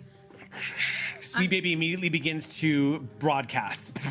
And you all hear Oya's voice coming through static, like poltergeist coming through the television, just We're trying to find you. I'm How do we here. find you? Is she all right? Is Anton okay? I'm here with Anton. We're stuck between places and Okay. we're trying to find our way back to you. Is it really you? Yeah? Yeah? Hi! Cass! Hi, where are you? We met your grandma! You did? Yes, she told us. You met her too? Yeah. I mean, yeah. the other one. right. The fake abuela. who's also really nice. She looked good. Yeah. Yeah. Did you get cookies too? We had cafecito. It was bad. we I'm got bad at coffee. making it. I miss you. Where are you? Okay, we're between worlds and we're trying to get back to you, but there might be some giant space worms that might try to eat us, and we might have to fight. What? Did she say worms? Fletcher might find us, or Vunkos, or there's a lot going on. I want to try to connect. Okay. To try to touch. Can I reach them? Reaching out, it's that same distorted feel of when you were trying to touch the walls of reality. It feels like Lacey should be right there in front of you, easy to touch, but you touch nothing. You see Oya reaching out with her hands, grasping at something that's not there, and you can see the facial expression change to disappointment as you do not grasp Lacey. And you feel nothing, Lacey. Put your arm on me. Okay. Lacey, where are you? We're on a ship from another dimension relative to us, on the moon of an indeterminate and continually shifting dimension. We're in an area of effect. Oh yeah, what'd they say? Oya, what'd they say? Cast is collapsed. Where are they? Oh yeah, transcribe what they said. They're basically like where we are, just kind of between stuff. Did Lacey do a bunch of Time. techno babble that you didn't understand? Yep. Yeah. A lot. Yeah. Okay. I don't know how I possibly could have explained that more simply. So you're stuck. You're in shifting timelines. You said. Well, safe we're house. on a ship. We can leave, but we won't do it until we have you back. Oh yeah. Oh yeah. Ask if there's a door nearby. And ask them to visualize the door, and then that way you can visualize the door, and then maybe that's how we can get through that door. Yeah. Did you hear all that? Can they hear him too? No, they can't hear him. Okay. Did I hear all what? No, sorry. Anton had a really good idea. I was able to do this before because I found a door. What's the door like near you? Touch it or go near it. Let me find a different door. Okay. Give me just a moment. Oh, you're in I'm going to space. leave a ship now. Okay. Okay. I have learned about Honey doors today. Baby, Honey Baby immediately. Where are you going? I don't want to open Sorry, the Holly, I door keep into jumping up. space again. That makes sense. I'm gonna go outside and Outside the ship? outside the Again? ship, probably to the station, not to outside. There's got to be like a bathroom door you could just describe to them, right? Well, I just don't want it to accidentally be space. I don't. Hey, where do the worms come in? Yeah, what if it's worms? I'm gonna go outside and I'm gonna open a wormhole. I leave. I'm so confused. There are far too many Wait, wormholes. are you literally teleporting again? No, I'm leaving so that Oh, okay. if this ends up needing to be a dimensional door I or see. So there's not in the shuttle. like if you open a door to a ship and it's a mundane door, Let's go. it's space. Right. I mean, So- I Like will- to avoid Safer to do it. the wormhole. That's what we're trying to Okay, avoid. fine. We're Just, trying to. Yes. just wear suits. I have a suit. Okay, cool. And a shield. Yeah. Cool. We're all following. Okay. Okay. So everybody saddles up. Suits on, let's go. So hang on. Oya and I are just waiting for like 15, 20 minutes. Not, I wouldn't say that long. Probably closer to more like 5 or 6. We haven't Just taken like- off on the ship. Hang on. I don't have good cell signal in here. Let me go inside. Hello? Can you hear me? That's what's happening. Cobalt just goes, I have no idea what's going on. Should I stay here? Keep it floating. Okay. I can do that. Is that a thing we say now? Keep the engine running. Is that what? Is that? Well, I mean, the ship's floating above, right? We're good. Just don't move it. Don't move it. I can do that, floating. Captain. Keep it floating. Keep it floating. Yep. Or you're still Captain, right? Or are we serious about Captain Sal? Luma? I think you mean me. Luma. Yes. My, so easily replaced. Let's just go. Not it. Again. All right. You all move out Thank you. into the hallway. Yeah. Honey Baby just steps out. The moment you guys enter into the airlocked area of the moon base once again, facial recognition activates, and you get a ping on Fawn. Where's she now? She is on the other side of the station, near the panic room area. And you catch a glimpse of her. This little window pops up in the side, and you see her leaning up against the wall. She looks, for lack of a better way of describing it, wrecked. I'd You like to initiate a security lockdown in that part of the station. Yeah, you could. Yeah, absolutely. Okay, thank you. You see blood has trickled and dried. It's come down out of her ears, and it's kind of caked near the side of her like the bottom part of her jaw. But she's alive and moving, and in the alive and grand moving. scheme of She's things, walking. that's incredibly good. Yeah, she is maneuvering around. Functional gross motor. It's what? We'll see. We'll see. Okay. She stumbles in, and you close the door behind her, No, locking thank that you, down. evil. What's that? No, thank you, evil. Okay. I'm looking out. Are there zombies? What's going on? Nobody in the hallway. As y'all enter No, the base. we're just gonna find a There's a door crane and for see that. if that becomes a door or. Okay, down the catwalk there is the door that leads back into the station. Does the catwalk no. But you don't see another you don't see, for example, another wooden door or anything like that. Okay. Can you hear me still? Yeah, I can hear you now. It's the same sort of distorted static effect. If you can imagine, it's so what's basically happening is you're receiving this message from Oya from the other side of this wall, and it's being filtered through Honey Baby's transmission receiver. So it's indistinguishable if you were telepathically receiving this yourself, but Honey Baby is also experiencing this and is able to broadcast what Oya is saying, which is why you're getting a static effect. To you, Lacey, it sounds a lot more clear because it sounds like Oya is talking to you from across a room, but everyone else, it's again like a poltergeist, good static. At that point, y'all once again hear that piping wail, but it sounds much closer this time. And again, no direction. It's not coming from down the hall or underneath you or to your left or right. It's just all around you. What is that? You are hearing it as well. Station? What? Yeah. Okay. I thought we were up in the sky. I don't think we had We taken haven't taken off yet. Yeah. Got it. Yeah. Yep, still on the station. Yeah, just didn't want to jeopardize That's your why I craft. said keep it floating. Now it doesn't make sense. Right. Thought we'd taken off and we're like outside the bubble. That And was- I would say Cobalt took it as a keep on trucking, kind of saying like, okay, Keep the engine running. keep the engine running. See? Keep it warm. Yeah. It wasn't just Keep our seats warm. What? Yeah. You thought it was that too. I thought it was that. So, I think that's. All right. You think that's what? Oh, she can't hear me. You can. But Hear you me? can hear her. What do you think it is? Oh, Anton, it's the thing that. Yeah, the worms. Yeah, Yeah, yeah. the huge worms. Yeah. Okay. Worms? What happens if I try to open one of my doors now that Oya and I are connected? That's kind of like a door. a portal, so to speak. Yeah. You can try it. Or like It's what a the- roll. It's a portal. Yeah. Same So rule. you burn your points that yeah. you have on the other side of Yeah, the I'll burn through a couple more. Okay. Okay. Once again, crackling energy begins to form in front of you all. Begins to trace like a perfect line just drawing down in front of you, almost like an incision is being made in space-time. And you see that crackling energy in front of you. The two of you are not seeing it though. You see this discharge of the Callisto 6 energy, and then it's I try to clutch at it. okay. Your hand just passes through it like it's not there. What do we do? What do we do? What do we do? What's going on? Hello? Can you hear me? Hi, sorry. I tried a new thing and it didn't work. But experimentation is part of the scientific endeavor, and failure is okay. Okay. I got an idea. It's kind of weird. Okay. Okay. What if you tried it again? Remember when O2 said Moonlight was kind of like the, I don't know, energy gap or something? Like That's true. Moonlight could be a conduit.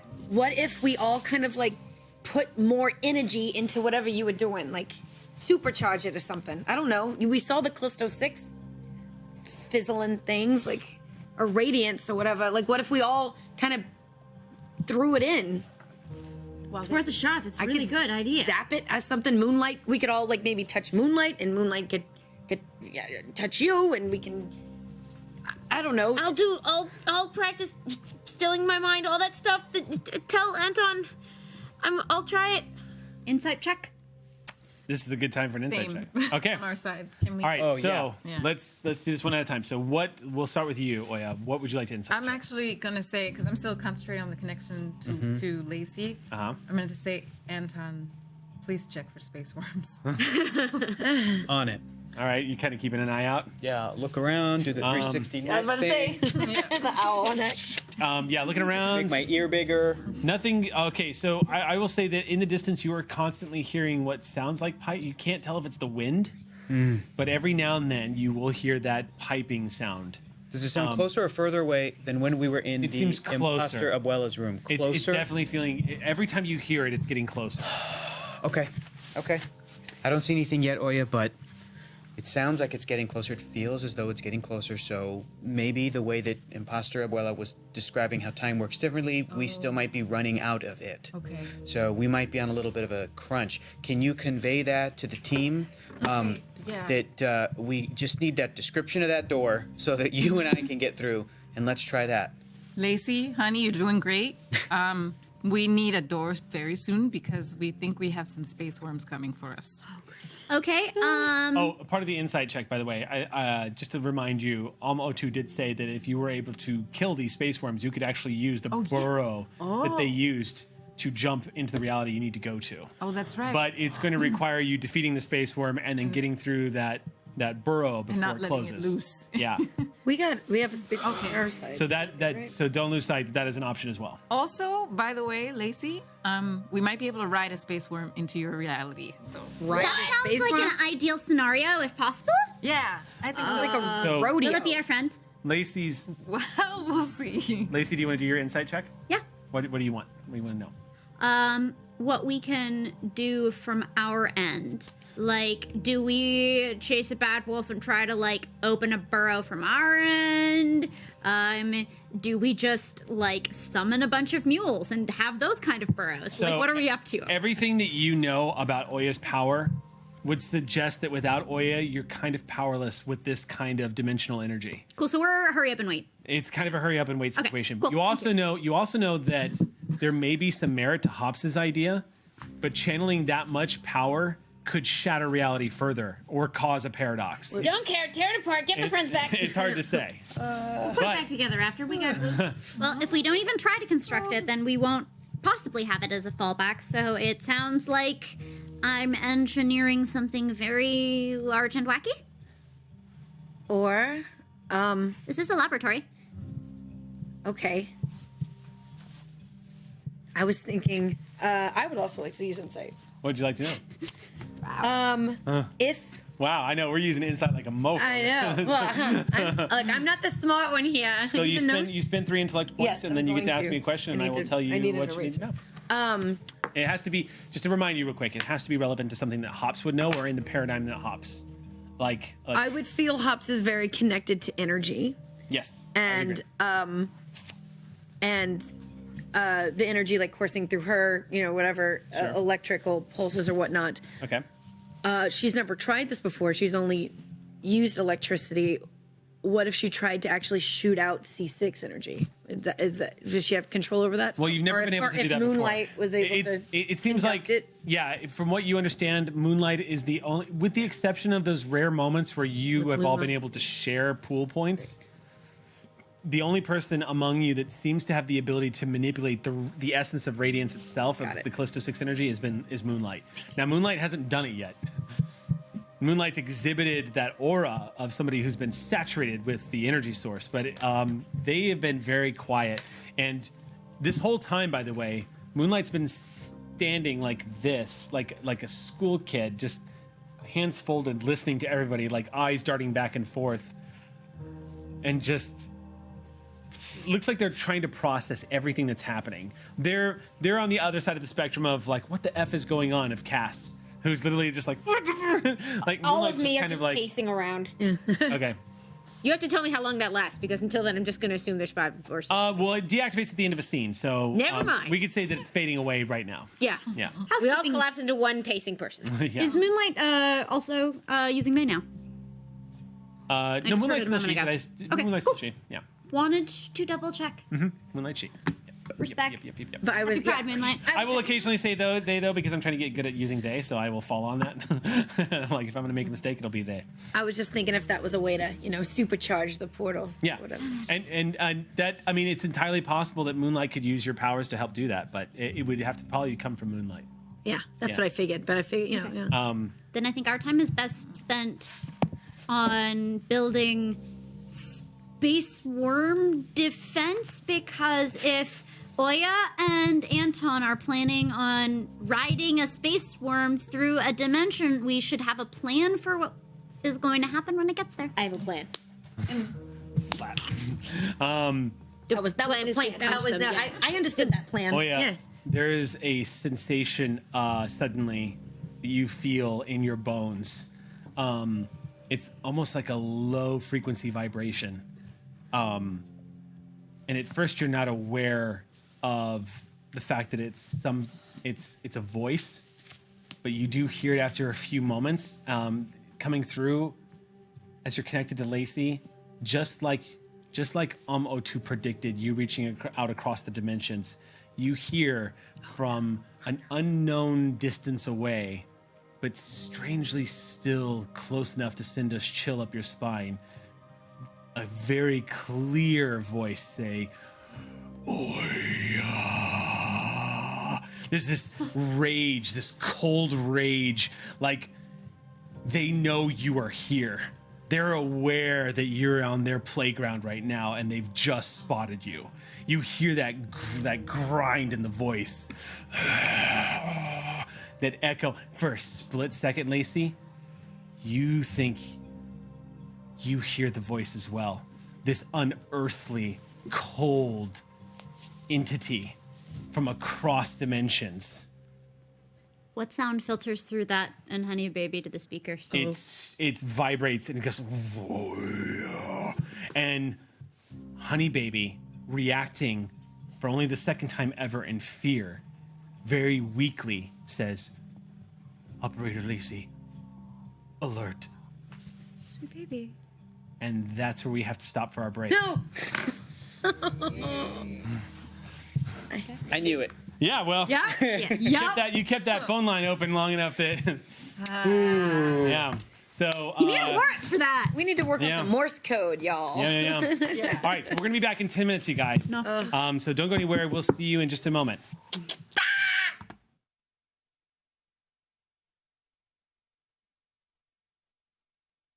Worms. That. Sorry. And thanks for watching tonight, ladies and gentlemen. We all And got you may continue. Everyone get the Yes, cream. this has just become an MB's only channel now, so if everyone else can... That town scrubs. Welcome to Geek and MB. Tonight, we are Is that playing... not a thing? That's amazing. It should be a thing, right? I would watch the shit out of that. Okay, let's go ahead and jump right back in. Where we last left off, it was where we last left off, we heard a very familiar voice reaching out across space-time to announce its displeasure. They have spotted... theoretically, it seems like they have spotted the presence of Oya and have made it known that they know you're here. So, and this, I believe, will be the first time that Lacey is heard. Yeah, calls? I'm not really pan-dimensional typically. Right. Well, it's complicated. I mean, this is, I think, only the second time really that the voice has actually been heard by, I think, somebody else. But the point is that y'all have, it's a very chilling experience because you do not experience the voice of that calm, warm alien creature that spoke to you in that kitchen. Instead, it sounds like a deep series of incomprehensibly deep baritone voices from across the worlds calling out to you. I just snap out of. Anton, I'm startled out of. as you kind of snap to, but like Anton, as this is happening, you don't spot any worms, but you do notice the sudden change on the horizon. What's the change? The walls that are just like a constant mirror, a flowing reflection of the universe. Yeah. It begins to cloud a little bit, and the sounds, the sensations of the wind begin to rise, almost like a hurricane is close by. You begin to hear this rumbling sound, and then suddenly Oya just snaps out of it. And Oya, are you okay? Did we lose the connection? Yeah, we got to stay off that for a while because Vunkos found us. Oh shit. Okay. Yeah, it's really scary. Okay, that's okay. We're all right. We're fine. We're just trapped in a dimension in between regular dimensions, and we have no discernible way to get home. But we're okay because we have each other. Okay. At this point, Oya, you two are becoming aware that the environment sounds of the areas that you're in is now manifesting like a low rumble. Like a thunderstorm is blowing in, like a hurricane is starting to roar across the skies. And the two walls to the side of you, they become less clear. The galaxies and the stars that you saw warping around you, they start to cloud a little bit, almost like a gray mist is seeping into the two walls of these realities. You're seeing this cloudiness, right? Yeah. Okay. All right. I want to try something. Okay. Can you just hop on my back for a second? Okay. Okay, here, piggyback, right, come on. Okay, Hop on. try to stretch my legs a little bit. And I want to try to get a nice stride going. Okay. I want to try to run away from this area. And I'm telling Oya, who's now my Yoda, apparently. Okay, I'm thinking maybe whatever connection we made might be a fixed point. Oya. Yes. Might be a fixed point wherever we were, so maybe we can kind of lead the space worms to that. Your name is literally missing a D, and that's it. I'm Yoda. I'm gonna try to see if I can get us out of that area. See if we can get away from some of that cloudiness. To see if that has anything to do with anything. Wait, as I'm just okay. running in the void of nothingness. Okay, Does so- anything seem to change? No, that's the maddening part. So as you are stretching and like pushing your legs Tried. to the limit, you're actually not aware. You're not entirely sure if you're moving from the location you were just in. It's difficult to tell. It's like the train leaving the station illusion. You're not entirely sure if you're actually traveling a distance right now, or if the world is simply moving underneath you and not moving at all. Okay, I'm definitely trying to move. Does it look like I'm moving at all? No, right? No, it looks like we're in the same spot. I know. Let me try this. Okay, I'm gonna stand still. Okay. Still have you on my back. I'm gonna stretch my leg out, like far out in front of us, put it on the ground, and then I'm gonna go, okay, we're gonna move to that leg, okay? Okay. We're both in agreement, that's what I'm gonna try to do? Okay. Okay, let's go. The disorientation of effect of looking like the leg is coming closer until you're finally at the destination of where you put the leg to. No change in your I surroundings. swear I didn't just suck my leg in, okay? We leaned forward and we went towards it. No, I believe you. Okay. Okay, hold on to me. I'm gonna try something. Okay? You're still my backpack. Okay. I don't know how to do this if I'm on your back, but we can try. I want to. I made like a little a footrest out of my lower back that you're just like on. It's cool. Wait. Basically my upper butt. You're resting your That is sticking out. Nice. Okay. All right. I wanna so ride you can comfortably stand. And I'm just like stretched out. I'm like, okay, try it. You know what? You can fit into any pants you want. You realize that? Yeah. That's pretty cool. No, but That's a superpower we all want. it's still a pain to find them in my size. For 33, 34, I am envious of you. Yeah, it's still because I don't want to concentrate the whole time. And plus, I always have to wear this super suit, otherwise I lose my form or something. That's so true. That's true. Okay. yeah, All right. So To know you so well. I know this has been cool. Yeah. Let's get back home. Terrifying but cool. I know. and it's at that point again, that piping sound. Okay. That sounds very close. Now at this point, And when you say piping, what do you mean? like if you can imagine sort of like Wind howling. yeah, like the wind Gotcha. howling, but it's so high pitched in some moments that it sounds like it's breaking across. Like imagine somebody taking a flute and blowing into it really hard, Gotcha. to the point where it becomes almost a screech. Mm-hmm. And as it reaches those higher notes, it sounds painful to the ears, but as it recedes back down, it resembles a howl. And it echoes across this landscape that seems infinite. It's either getting louder or it's getting closer. It's hard to tell. Okay, were you gonna try something? Yeah, I wanted to try one thing and then do another thing. Okay. First, I just want to test how we can move quickly together. When we were on the moon, right? When we got hit by the energy, Cass kind of flew. Yeah, I remember that. I want to try that, Okay. and I just try it with him. Do you have flight? I have far step. Okay. So what Oya ends up doing is reality around you goes, you see it just ripple in front of you. Whoa. And then there's this sensation of almost leaving your body for a second and then snapping back to. And you're not sure what happened just now, but the landscape is exactly the same. Am I standing? Yes. I don't know if that worked. Okay, what was were you trying to jump up into the air? We're not even in air right now. Like, go really just like what? Yeah, we're not in air right now. Now, Far Step typically only allows one person to use it, correct? But we'll say for here, why don't we do this just to even this out? I would say take 2 points off of your intellect pool, and we'll call it you were able to bring Anton with you. Okay, cool. You're not sure how far you traveled or where you traveled to. I don't know, maybe. Did we just move? I think we did. Kind of like with your leg. Okay. You know, Okay. It felt weird, But up? We went up? I think we went like that. Oh, okay. On both sides of the wall, you're hearing this piping sound again. Okay. You guys, as y'all are in the station, you were hearing it very loud at this point. It sounds like it's close by, if it's not in the same room as you guys. Can I still sense where they are? Like, no. The moment you let go of your connection, you let go of where they're at. Okay. Yeah. Do you remember, Anton, what Amo-Otu said that the worms hunt? They said that they hunt. I remember that she said that they hunt, but I don't remember what they are supposed to hunt. Because are we the bait? Like, if they're coming Probably. straight for us, Yeah, then how do probably. we get them to go where we want them to go? I mean, maybe... Okay, you have stretchy powers. Yes, that's been established. I have time powers. Uh-huh.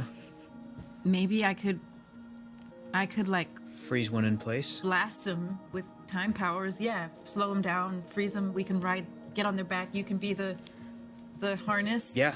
And then wherever they go, we go. Sounds like a plan. Okay. Okay. I guess we just have to stand our ground. We have to just wait out in the open too. Okay. I'm gonna let you down off of my butt. You're on the ground. I move back down to regular size, and we're kind of standing there in a void as the sounds are getting closer. And I'm gonna do a Hela / Loki / Thor move, where I'm just gonna go like this and have like double swords, but it's my hands. Nice. That I made into like sword weapons. Like, okay. What is this? All right. Again, that move again was that move. Okay. In case you want to gift this. Powers. All right. You should never doubt that you have cool powers. Look at what you just did.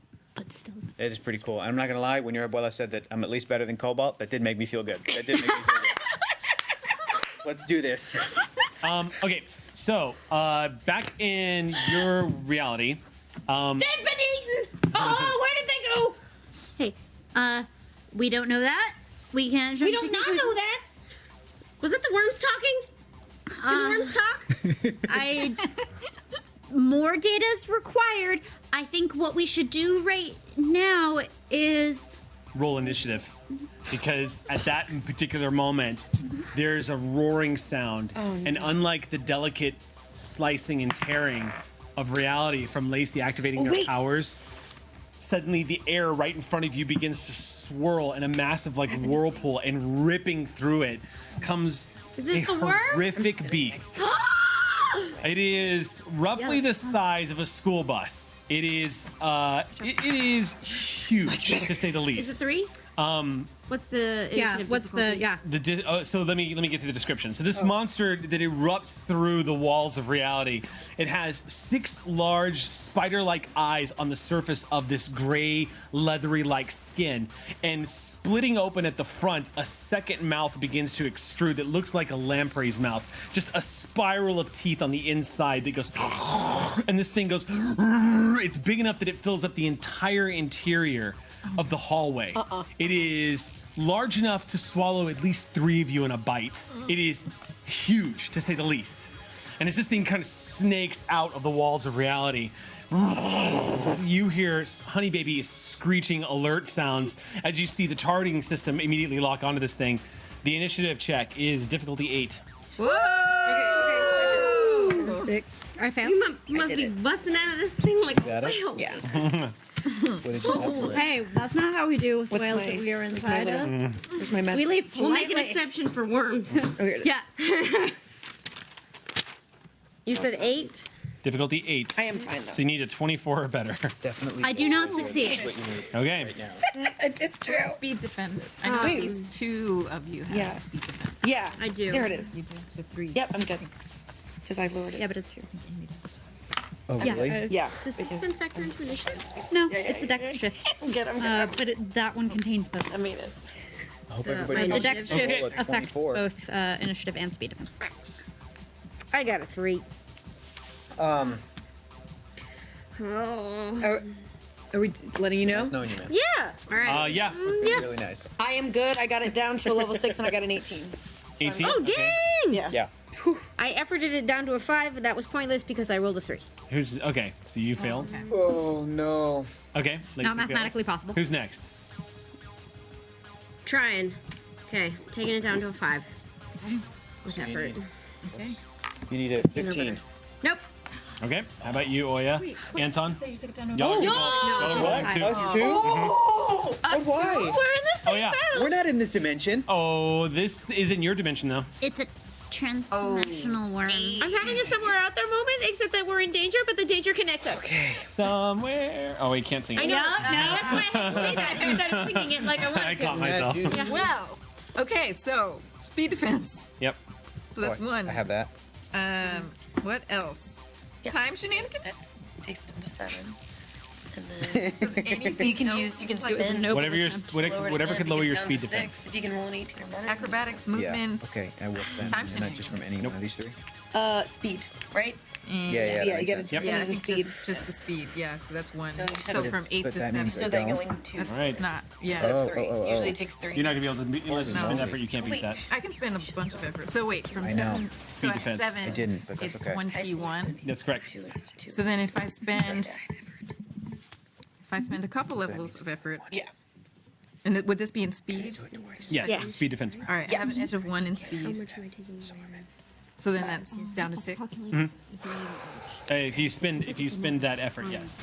Yeah. Spend that effort. Subtract 1 from the edge, so you spend 2 points, and you drop down to 6. Spend You can another, spend an XP. Then it's can I just spend another level Yeah. of effort? Okay, Can so then I? 2 levels of effort. I mean, to bring it down to 5. yeah, you can, and then exactly. re-roll Okay. You have a 1 discount. So All right. I think that's as much as I can do. Okay, cool. So you bring it to the 5, so you need a Yeah. so 15 or better. You got a little bit. Good job, buddy. I spent 3 levels of 3 speed points, right? No, you spent 2 because Because you you have were like, 1. Kazoo. I'm trying to And then you find- spent 2 more because you used the second level. Use this the most. So it's a total of 4 points. You had Use that at all? so go ahead and make a roll. Because you can technically Difficulty is 15 for you. 3. 13. Okay. Who beat 24? Well, Just I you? lowered it. Yeah. Anybody else? Nope. How about you? I Ed? got eaten by the worm. Okay, cool. So worm. The worm aided me. Oh, hey, look, I'm Pops. in the belly too. How you doing, buddy? Except Pops, I'm, your speed on this is going to keep you one No. step ahead as this thing erupts. Now, as this is happening on their side of the dimensional wall, it appears on your side of the dimensional wall too, manifesting right in front of you guys. Almost like it found the focal point of dimensional energies to feed upon that was attracting it. But essentially, what happens is, as this thing manifests right in front of you, you see the rip between the worlds form around it in a perfect sleeve as this thing burrows its way from your reality into the next reality. So its other half is sticking out your end and thrashing about. And again, when I describe this thing as large, it is the size of, is the length of 2 city two city buses, and about as wide. Has the Jody, radius. you know what's up. So or like one of the buses that has that cool bendy part in the middle. think of it like that. The orange line. Great. So yes, this thing thrashing around, surprisingly not making any thunderous noises here in this weird reality. Back home, you would imagine that it would be heard for miles, the ruckus this thing is creating. So Hops, you're going to go first, and then everybody else can decide how they go after the worm clones. Obviously, staff, Okay? and bam, I'm gonna use shock, my shock and charge and wreck abilities All right. to, if I hit it, hopefully give it 15 points of damage. So what's the level of difficulty? Difficulty is 8. So you Okay, get 20 perfect. So 24. That is fine. 8 charge makes it down to 7. 6 with my add wreck. Also, Oh, no, I'm sorry. Due to its size, it is level 5. Oh, Yep. That is much more 4, favorable. 3. Very easy to hit. It is a huge creature. Oh, 4. Rod's That's right. great. I love that. That's Yeah. way better. Yep. So Agreed. 4, 3, and then on attack rolls, I also get a -1 or -1 for accuracy because I took that. Okay. So it's down now to 4, 3, 2. Now it's a level 2. I think that's pretty good. Yeah, that's pretty good. And I can actually use Standard difficulty. edge to get it down to a 1. So that's what I'm gonna do. All right. So you need a 3 or better. I got a 4. So take that, little worm. That's not little. So how much damage? 15 points of damage. I'm going straight for the kicker. I'm hitting it with my staff. I don't know where the kicker is on a worm, but I'm going straight for whatever the. I'm hitting Everywhere is the kicker if you're casting hops. I'm gonna hit it with my stick. Okay, this electricity erupts from your fingertips, Yeah. wraps around your staff, Yeah. and channels like a full bolt of lightning striking this thing. It doesn't immediately seem to react like a creature that's just been wounded, but you do see it twitch to the side a little bit and then lash out at you. Oh crap. So I need you to make a speed defense check. Difficulty is 8. Cool. Okay. At least I'm good at this. 7, 6, and then ooh. You can roll an 18. Just go for it. Oh. Sure. Joke's on this worm. I'm going to be in its stomach for 7 years. 6, and then I'm gonna use effort to lower it down to 5. That's a chewing 4. gum joke. I love it. I got it. Gamble. I'm good. Here we go. gonna It's a reward level myself 4 next now. All right, go ahead. You need 12 or better. And it is a 12. And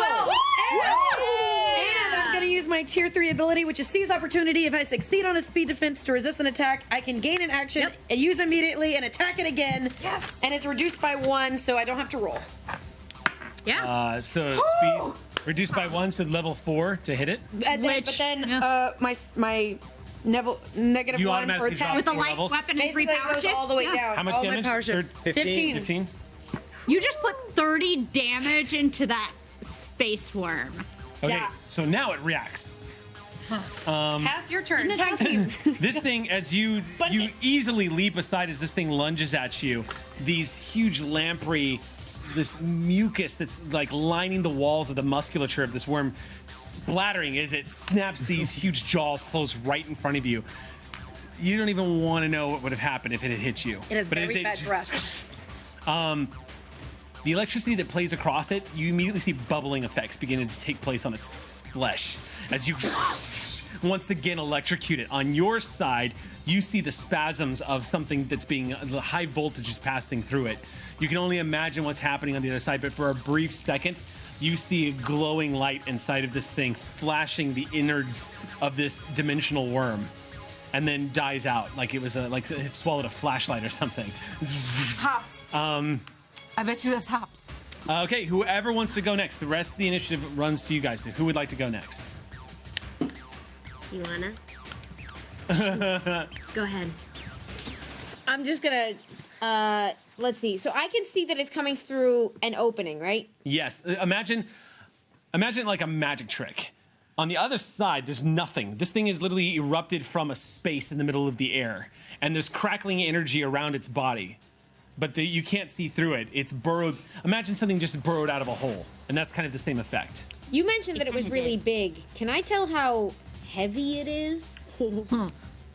It's probably somewhere in the vicinity of, judging by its size, if it continues going, like if it's that big on the other side. Let's say you have 3 power shifts in strength.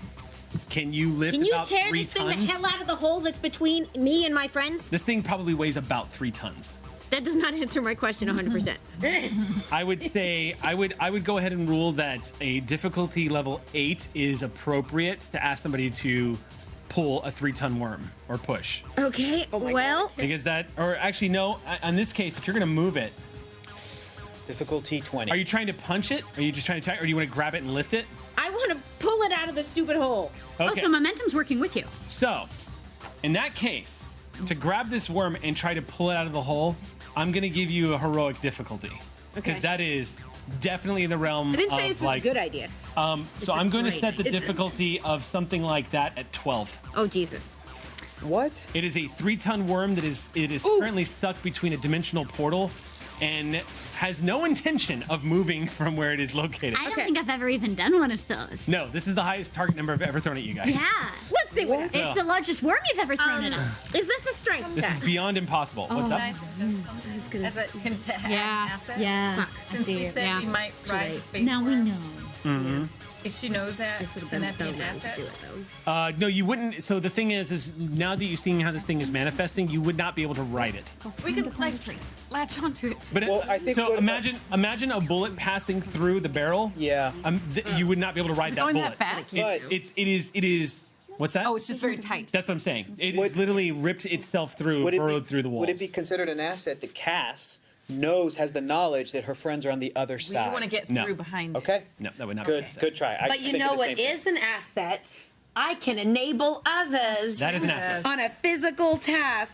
And that is what I'm going to do because I just stuck a little shocking hole in its side and I'm going to say it has a handheld hole. Something. Yeah. It has a little charge. Exactly as if there's a divot in this bus. I'm gonna reach in. Okay. Go for the divots. This will be the most heroic thing It's you've gonna pulled look off really with your great strength or really so far. funny. 12 is 2 levels Cass past story. impossible. That's correct. 2 levels past impossible. 2 levels past Yeah. impossible. It comes down from 12 to 9 because I assume this is a strength test. This is a strength test. Yep. All right. There's those 3.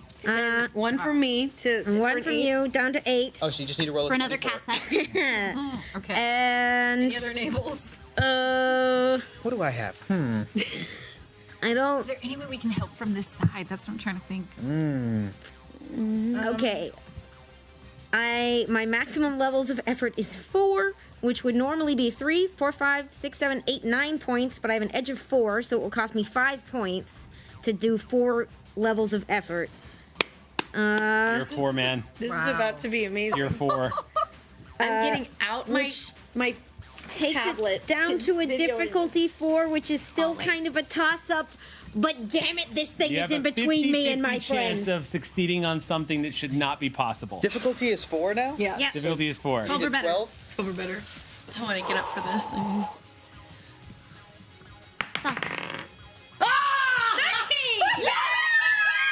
And I reach with that into that divot, and as much as round this stupid, slimy, horrifying thing that's been creeping us out all through this station, and I don't understand anything that has happened except I know Oya and Anton are on the other side of this stupid space worm bus, and I pull it through the stupid hole. All right, I'm going to give you a +2 stunt. So you get 2 points back. Y'all watch as Cass digs her fingers as she gets underneath this thing and like Samson holding up a temple, just gets underneath this thing and slams her fingers into the flesh that has been tenderized from lightning bolts. Slams her, it's sinking into the leathery skin of this creature. The roar, So cool. you pull forward, and at first nothing happens except for the monster going that howling, that weird howling noise that it makes. Nothing happens for a good 2 seconds, and everyone's breath catches for a second as Cass is just, and then suddenly, from the other side of the portal, you all watch as this creature on your side of the portal, it looks like it's trying to use its momentum of its hind tail to try to wiggle its way back through, to try to retreat. And against what should make sense, you see it going, being pulled to the other side. You all watch Cass with Be amazing. veins bulging out of the side of her head, grabbing this thing and step, That's impossible. and just pull this 3-ton dimensional worm ripping through the holes in reality. It keeps coming. Everyone starts to stand back as you realize as this thing is coming through. It is probably about 60 feet long. She pulls the length of this thing all the way through. You charge down the length, and as it's flailing to get away from you, it cannot break free from the grip you have in its skin. Till finally, you pull it loose. And the explosion of energy behind it as you see this dimensional rift into this bizarre unknown world on the other side. I want to go next. Yeah. Can I? Yeah. I want to grab Anton and far step the hell through that hole. Yes. And as you come, what's the range on far step? Long distance. It's Long distance. Okay. Yeah. You grab Anton. You spend the points. Reality ripples around you, and when you reappear, you look like you're the same distance away from the hole. No! Are you seeing this? Are you seeing this? Are you seeing this? Are you talking to me right now? Yeah. Yes, I'm seeing this. What happened? How You do we just get- you just hugged me and then didn't move. What's going on? We need to get through. Did you try to move and then it didn't happen? And at that point, who's next? Who wants to go next? I can go next. Okay. Do you want me? Sure. Okay. Go ahead. What do I see? What's going on? So right now, the interior of this space station is a kill zone because this 3-ton creature that has been pulled to this type of reality has now gone into a full flail. There is not a lot of room to dodge in here as this thing is thrashing like a fish out of water. So next round, everyone's going to be making penalized defense checks against this thing. Oh my. Because you're in an enclosed space. This thing is the diameter of this thing is basically a city bus. It's too close to Cass. It's too close to us. No. This thing needs to stop moving. This thing needs to stop moving. And I hyper focus on this thing. This needs to stop moving, and I run towards it and stop. And as every step that I take closer to the creature, I start going like supernova with light until it's completely blinding, and then explodes off of me and manifests towards the creature as these big giant light chains is what I hopefully Okay. manifested. What the hell? I'll give you 2 points for that stunt. Pretty Okay. cool. So you all watch as Luma exhibits something you did not see coming. These chains of photonic light that are iridescent and blinding begin to wrap around this creature. You see it wrapping around the sides. Is it a roll or does it just happen? You tell me. So if you're going to try to restrain this, I mean, I imagine there's a roll. I think it's going to be a might defense check on its part. So, I thought you said this was intelligence. but there's it's intelligence, exactly. though. Oh, it's intelligence. 'Cause it's an intelligence. this It's an is Intellect attack. So you're because it's one attacking of its the mind, basically making it feel like There's it's not chained really down. a chain there, but it Phantasmal it is. Then you have to make a check. Yeah. I love that. It's intellect damage. It's so this is an intellect check. Yeah. The good news is The worm is dumb. the worm is dumb, Yes, it is. and it says specifically that trickery used on the worm is a defense roll level 3. So there's really no point to your roll. Oh, okay. Cool. So then I'll just keep describing what happened. Yes, by all means. Well, I mean that. Yeah. So yeah, the light explosion manifests into the illusion as the chains wrap around and contain it down. And once the light has all disappeared for me, Luma, I think did I just nuke out? What just happened? Illumination. Fuck yeah! This creature is immobile. It is not thrashing anymore. Instead, looks like the rest of you who are seeing this, it looks like it should be able to move just fine because as it squirms, the chains move with it. But for some reason, it seems bound. And it remains in station, squirming against what seems like a restraint. However, its mouth is still able to project out in front of it, and it begins to snap. But next turn, it'll make an attack at a reduced. It's going to be reduced difficulty because it is currently basically considered paralyzed. That was awesome. That's amazing. I want to try something. It is your action, but on your action, I'm going to throw up a GM intrusion. Should I go now or Lacey? You still have to go, right? It's down to the two of us. Might be good to see what. Yeah. Yeah. Give some players an extra round or two in case this. Maybe GM is, we need to clean up after you. I accept your GM intrusion. Okay. Attaboy. So gain 2 XP. And you Cool. can share one of those with somebody else. Now, I'm actually getting you all the cards. I've already used one this game to re-roll Oh, one, but so- I can only use That's correct. Yes. up to 2. So Up I got to 2. one more that I can use. right. I'm gonna give that XP To Hops. To Buddy Hops. Shake it, That don't was pull weird. it. Shake it, don't pull it. There you go. Anton. Yes. As you were watching all of this happen and you see Oya's focused on this and you hear Oya say, "It's Hops."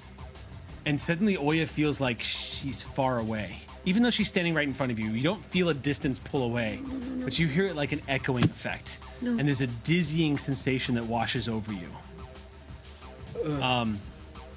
And it's almost animalistic instinct that you must imagine your ancestors back during prehistoric times may have felt when they might have been walking up along the bush and suddenly realizing that there was a predator lurking in the grass. Ooh.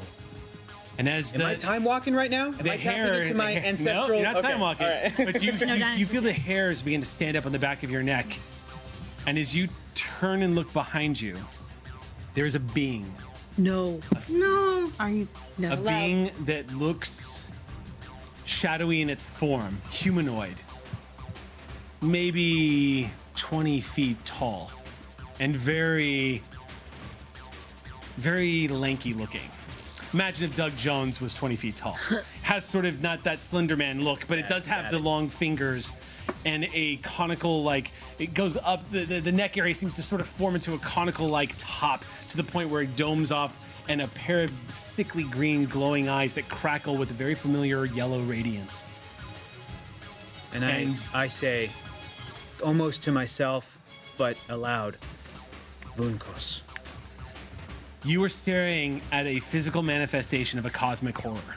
And as you're looking at this thing, the descriptions that I've given you, they're helping you understand what this thing visually looks like. But for Anton staring at the form of Vunkos, you begin to realize that you're looking at an entity that is beyond imagining in its age, beyond what you can comprehend in its intelligence. Looking upon it itself is like looking far deeper into the abyss than any human should ever be looking. You should not be seeing the form of this creature. It's dizzying, the effect, the horror begins to seep in. I need you to make an intellect defense roll. The difficulty is 10. No one should. All right. You can roll a 30. I don't think I can. Intellect defense. I have defense. I'm trained in defense task. What can I do here? Can I use? Oh man, how am I going to bring this down? Dexterity, power stretch, accuracy. Wow, that's. All of your skills though are intellect based, so I feel like that would, you know what I mean? I have a couple of skills. your way out of this. Yeah.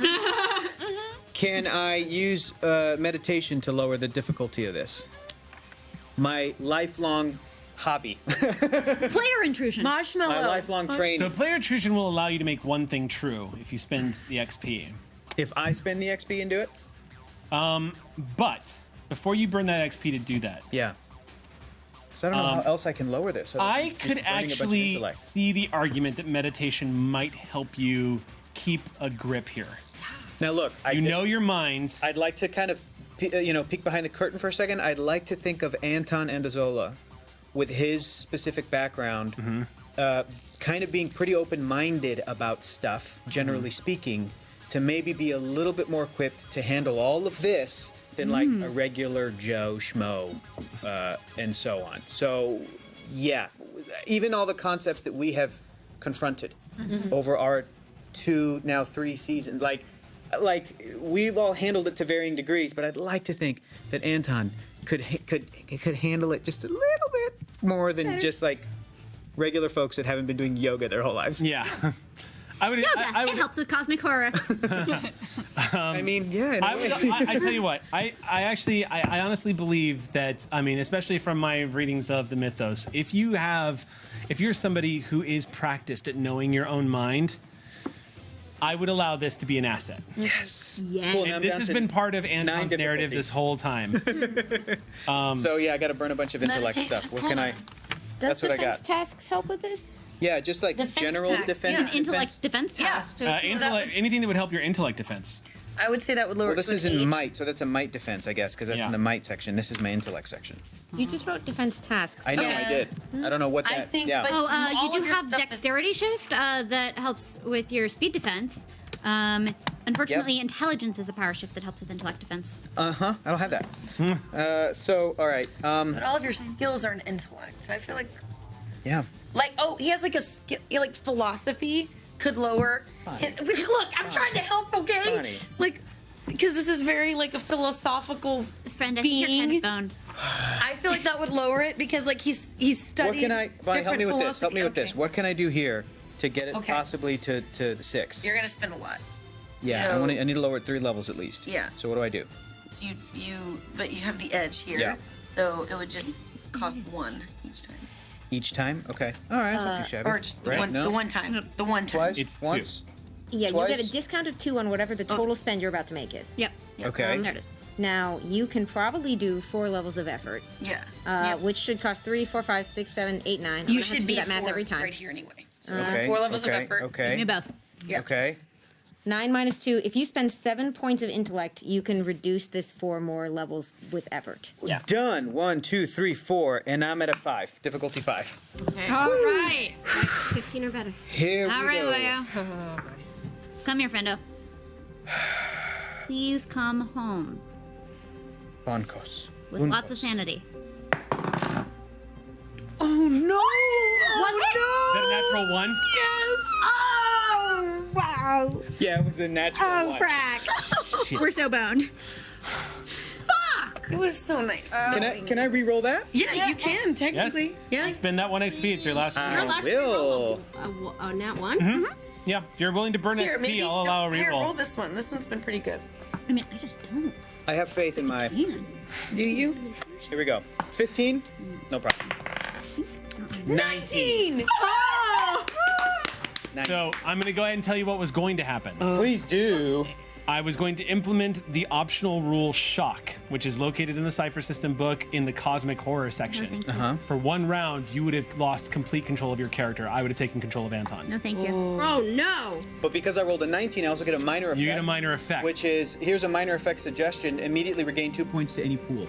Ooh. That's a good one to do. Yeah. You just fought really hard Let me get my to get that intellect down. Intellect back up to 15. Okay. So, Yes. Ooh, yes, Anton, sir. That's good. Yeah. the sight of Vunkos, it takes your breath away for a second.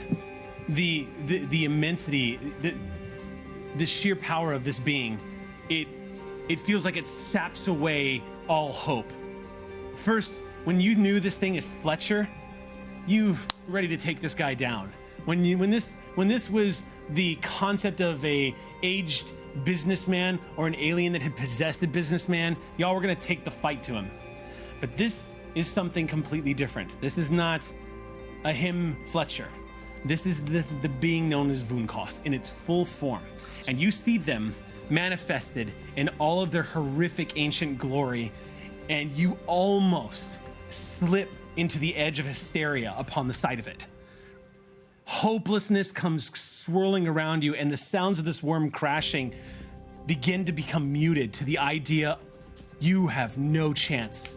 None of you have any chance. It's all been an illusion. It's all been a false dream. You're all going to die.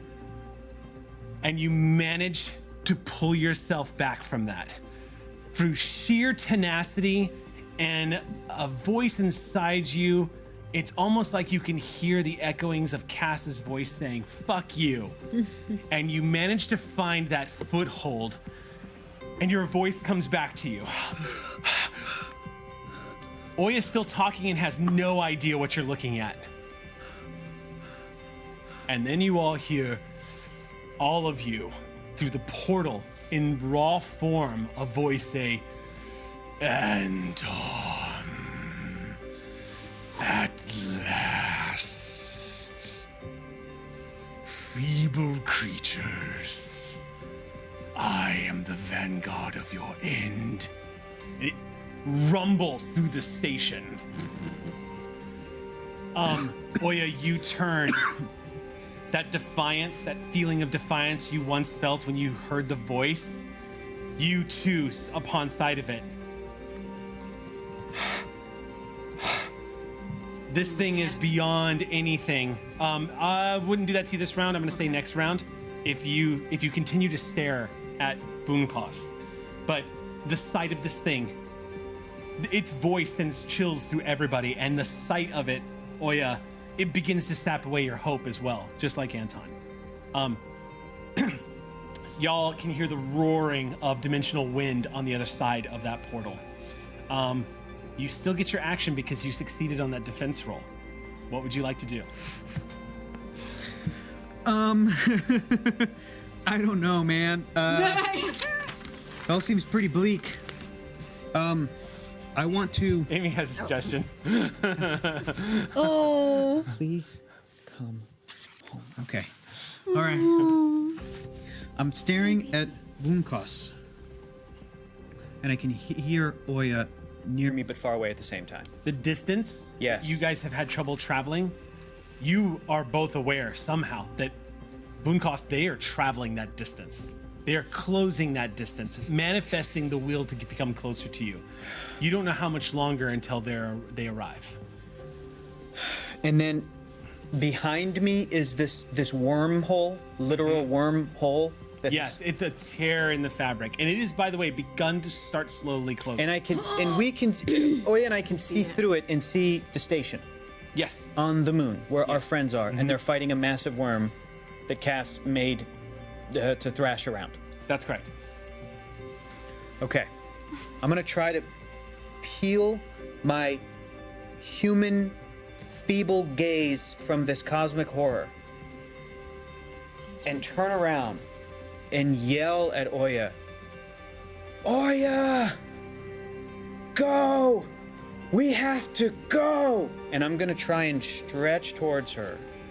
You can grab her easily. I can grab her easily, and I'm gonna grab her by the waist, and then I'm gonna try to do something I don't think I've ever done, which is just increase my mass as much as possible, go giant man size, to try and reach towards this. So this is all in one move if possible, and then move towards this portal and exert as much willpower as I can for us to get through. Okay. I would say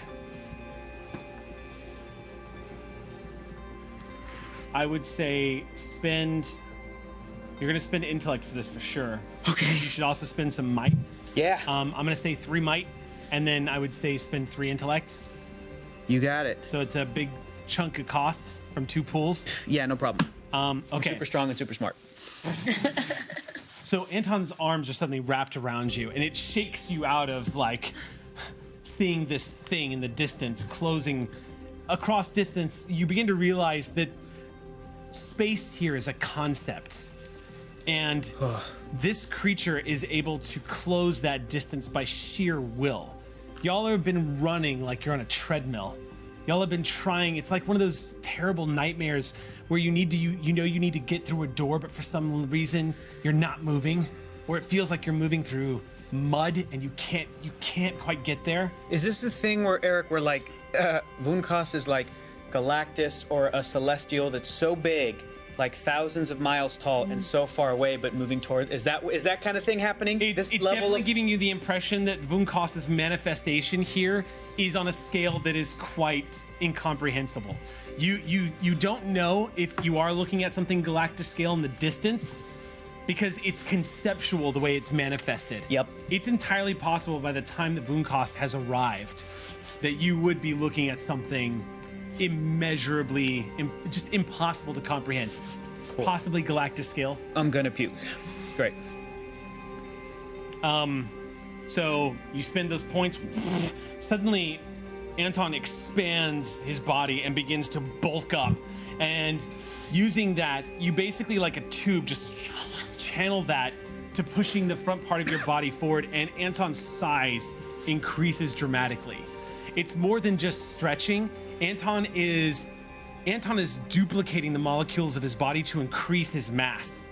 And you watch the glow of the radiance, the Callisto 6 energy begin to play across his hands the way it did when y'all were first charged with this energy.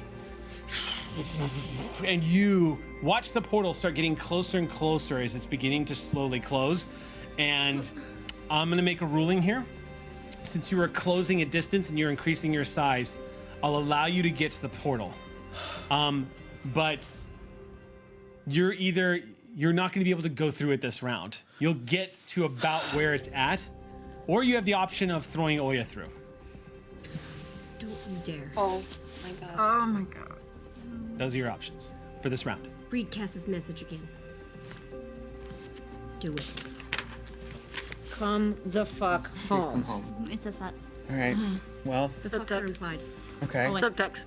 I mean, Subtext fucks. All right, I'm gonna try to throw Oya through that hole. Damn it.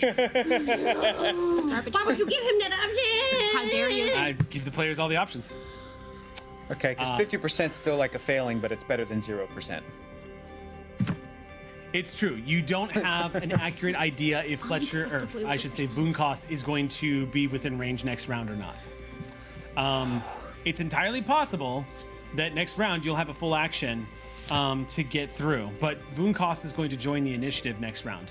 Oh my god. What? Yeah. So those are your options. You can, like I said, you can take the chance, or you can throw Oya through, and So it's throw Oya, or what was my second so option? you can. So yes, your options are you can arrive to basically the mouth of this portal this turn, Arrive and then the end of turn. and then or next turn you'll get your action to go through it. In the same round that Vunkost also has An initiative. Initiative of presumably 3,000. or throw her now, and I And then next potentially turn, maybe not get. Then next turn you can try to go You can through. try to hold the door open. No, I'm or throwing her. Something with. Okay. I'm throwing her. I'm tossing that time traveling lady. There's really, unless you're trying to resist, there's really no roll here. Do I even? What do you do exactly? You basically, you are propelled forward as Anton. Do I feel you winding back? Because I'm gonna be like, no, no, There's no. there's no wind back. Anton basically slides their hands away from you and instead cups their hands underneath your arms and basically does this. Yes. What are you doing? What are you doing? No. Anton, no. Okay. There's really, I mean, you're again super. The difficulty here would probably be 3. You probably don't even need to roll. No. I mean, no. What can I? What else? You probably. Can I? And you have power shifts in. Yeah, I have power shifts in like in dexterity, in movement, and acrobatics. This and would be. stuff. I mean, this is essentially like a ranged attack roll. Yeah. So this would be Yeah. a dex check. So So it goes down 1.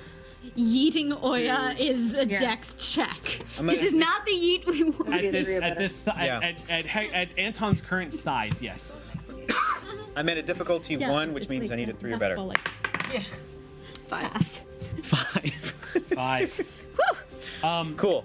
A few moments on the other side of the portal, you're hearing shouting sounds. And you spare yourself a glance just in time to see Oya fly through the portal. Doesn't look like she's flying on her own volition, though. It looks like she's flying chest first and goes tumbling down, slapping into the side of this creature that's chained and collapsing to the ground. And the portal has begun to close, by the way. It is much, much smaller. Anton? I can still fit through that hole, even if it's Am real I? small. Oh, That's wait. my power. Yes, you're right. Okay. You're It now on the is other side of the Awesome, portal. Anton, because your power is awesome. It's true. You would not have been able to get to that portal if you'd not been Stretchy Boy. Stretchy Big Boy now. Anton, no, get him back, come on. So Oya leaps up and is shouting that. We have to get him back. He threw me, we have to get him back. He's coming. He's coming, Vulcus is coming. Lacey, it is your action. We'll get him.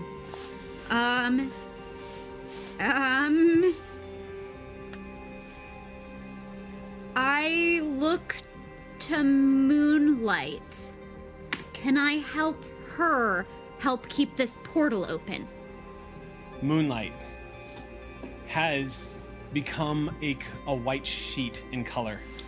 The color has drained from her face completely, and her eyes, they're slightly dilated. The moment you spot her, Lacey, you immediately see the signs of shock. She wouldn't hear you if you spoke to her right now, and you know exactly. Well, do you know what I mean? Like if you reached out and tried to get her attention, she would not. It would not. Yeah, register. Yeah. Yeah, it would not register. Yeah. So what you see is, I mean, you can already do the math. They are aware that Vunkost is on the other side of that portal, and she is a statue right now. Okay. All right. I have no meaningful contribution. I pass my turn. You're gonna pass your turn. Yeah. Okay. That's you, girl. What's up? It's the top of the round. Yeah. Yep. Okay, so I'm gonna have everyone roll again because there's a new combatant in the initiative. However, I'm not gonna penalize you this is to give you an opportunity to go before Vunkoss. Okay. Damn it! I want to go now. Now, this is going to seem ridiculous I fail. because you're probably going to, but I do want to offer you the opportunity to try if you can do it. The difficulty on this initiative check is 15. I knew he was going to say 15. God. I knew it. Okay. That's 45. Is that 40? The difficulty It's the highest beating one in Vunkoss Cypher. With is the 50. right mix of stuff, we can do it on some checks. 45. It's cost. We can lower it for some things sometimes. I don't know who all has stuff. What kind of? Yeah, I don't know that it's Oh, it's his enough. initiative. Okay. It's an initiative. I mean, I know I can do it for my big tech checks if I blow effort in, but that's all. I'm about to fail this. There's nothing I can do. I have speed defense for initiative, and then just I can spend, but I don't think Yeah, I'll so you get get there. down to 12. You already traded away dangerous Anton? and stuff. No. Nope. We don't. I don't Just so think you any know, of us I'm have. giving you a different initiative difficulty on this Cool. because you are in a dimensional plane, the same dimensional plane as Vunkoss. Oh, that's you're General's at- initiative order, as we know. So, but this is literally for everybody outside that portal right now. I'm rolling to see if something good or terrible happens. Okay. Oh my god, I thought it was a 1 for a second, but it's a 7. Okay. I saw that same thing. Oh, in your face. Okay, so an ordinary failure. It's the best we can The do. for right now. ordin- it's still. I'm rolling at an impossible roll. Still, it doesn't matter. Yeah, mine was a 13. Yeah. Just Yeah, I can get down to 12, and that's still impossible. Yeah, I mean, it would be a deep effort. No, that's free effort, This but it'd is be a free deep effort, spend but- to get what? Anton, your, get down to your six difficulty to here something that you can even roll. is going to be 10 yeah. for the initiative. I would check. be dumping my whole Right. pool. Yeah, That's true. It's not. I don't know if It's she's just anything not to lower it. worth I it. should dump my pill to get to 9, but 9 times 3 is too many. It's not a 1, so that's It'd good. be 2. Okay. No. Okay. It was Yeah. It was impossible, but I rolled. 10. Yeah. Hey. Well, because It's in-game boss who's it would making an require- appearance. Like. Well, hey, it's worth a Yeah. shot. really It's not. worth a shot. Nope. One is good. All right. Not a 1 is good. So on Vunkoss's action, so keep in mind what you rolled because this is going to come into play with the worm still. Okay. What did the everybody worm is roll? not going to get any physical actions this round. 5. So, but just keep in mind where you're at with it. The worm goes. This illusion lasts 10 minutes, just so you know. Oh, okay. Well, then to speed this up, then that worm is not going to be able to break free. Cool. So it's contained right now. And it is doesn't incap- require concentration on my part. It just is there. It's just there. Well, yeah. It doesn't is. have and I can Essentially, change it at It any is time. according to the rules. It is completely incapable of physical action. That is literally all it can do. Right. It is contained. We got bigger fish to fry right Yeah. now. Bigger worms. So what'd you make, Anton? I rolled a 16, but nowhere near close anything to make it good. Okay. Same. On your side of the portal, Yeah. the presence of this being approaching, that feeling of hopelessness growing as it gets closer and closer, you start becoming more and more aware of the immensity of this being's power. It's as everything as I said before, and as it gets closer, you begin to realize that you're kind of in that situation where, as this thing is rumbling towards you, it feels like that nightmare scenario where even though you should be moving like a bat out of hell, you feel like you're moving through mud. Your body is fighting you, and for a sec, you think, I'm contained, I'm calm, like I need to just get through this portal. Yeah. You begin to realize that the air around you is reacting to the presence of this being as it approaches. What's it doing? The air around you is crackling with energy.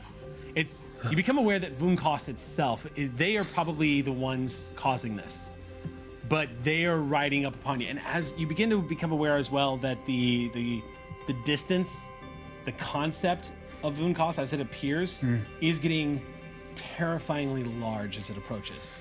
It might be just as you said, but at the end of its action, this round, I'll give you this much. Its eyes, Vunkoss's eyes, they have moved their eyes from you to the portal. Oh, no. And Vunkoss, as they're moving, their legs not actually swaying in any particular direction, but more like just gliding along the ground.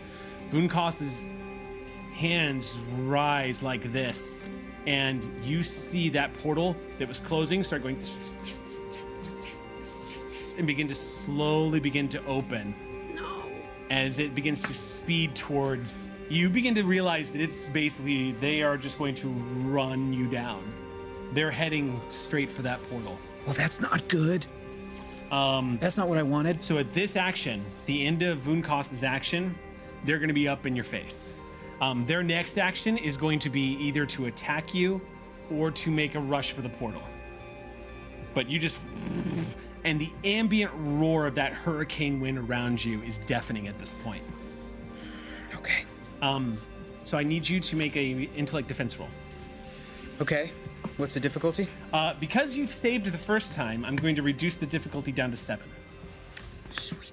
All that meditation. So, Okay. meditation gets you down to 6. That's right. So now And I'm at then 18. you can use, if you take 1 point, that gets you down to 5. You can keep going and lower it some more, but it'll be 3 every time.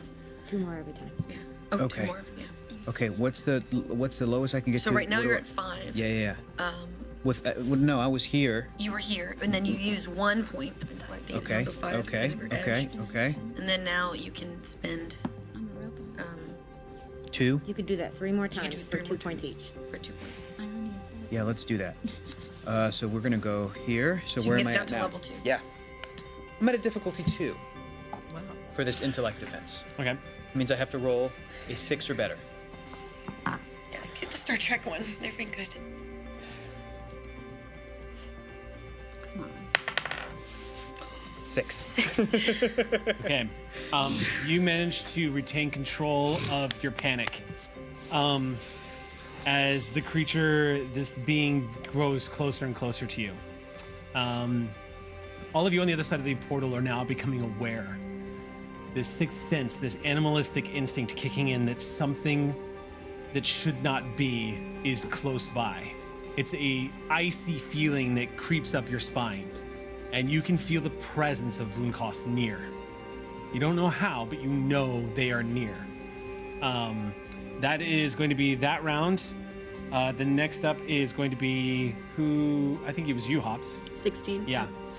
Okay, so all of this is happening really fast. This is something that I wanted to do as soon as I heard Fletcher say Anton's name, and then everything happened, and then Oya was shot through the portal, and now the portal's getting bigger, and I know he's on the other side. I'm just bolt of lightning through. I'm gonna, because he's by himself. Okay, make a roll. I don't have to. To send a bolt of lightning through the portal? Yeah. I don't have to. She is the bolt of lightning. It's my Oh, you're ability. teleporting through? I'm just Yeah. getting there. Okay. Yep. So then spend your points. Wait, what are you doing? You're all by The yourself. bad idea. I'm pulling a cast, okay? I'm just freaking out. The worm is fine. You are not. Make a roll. I don't have to. No, I'm sorry, spend your points. Yes.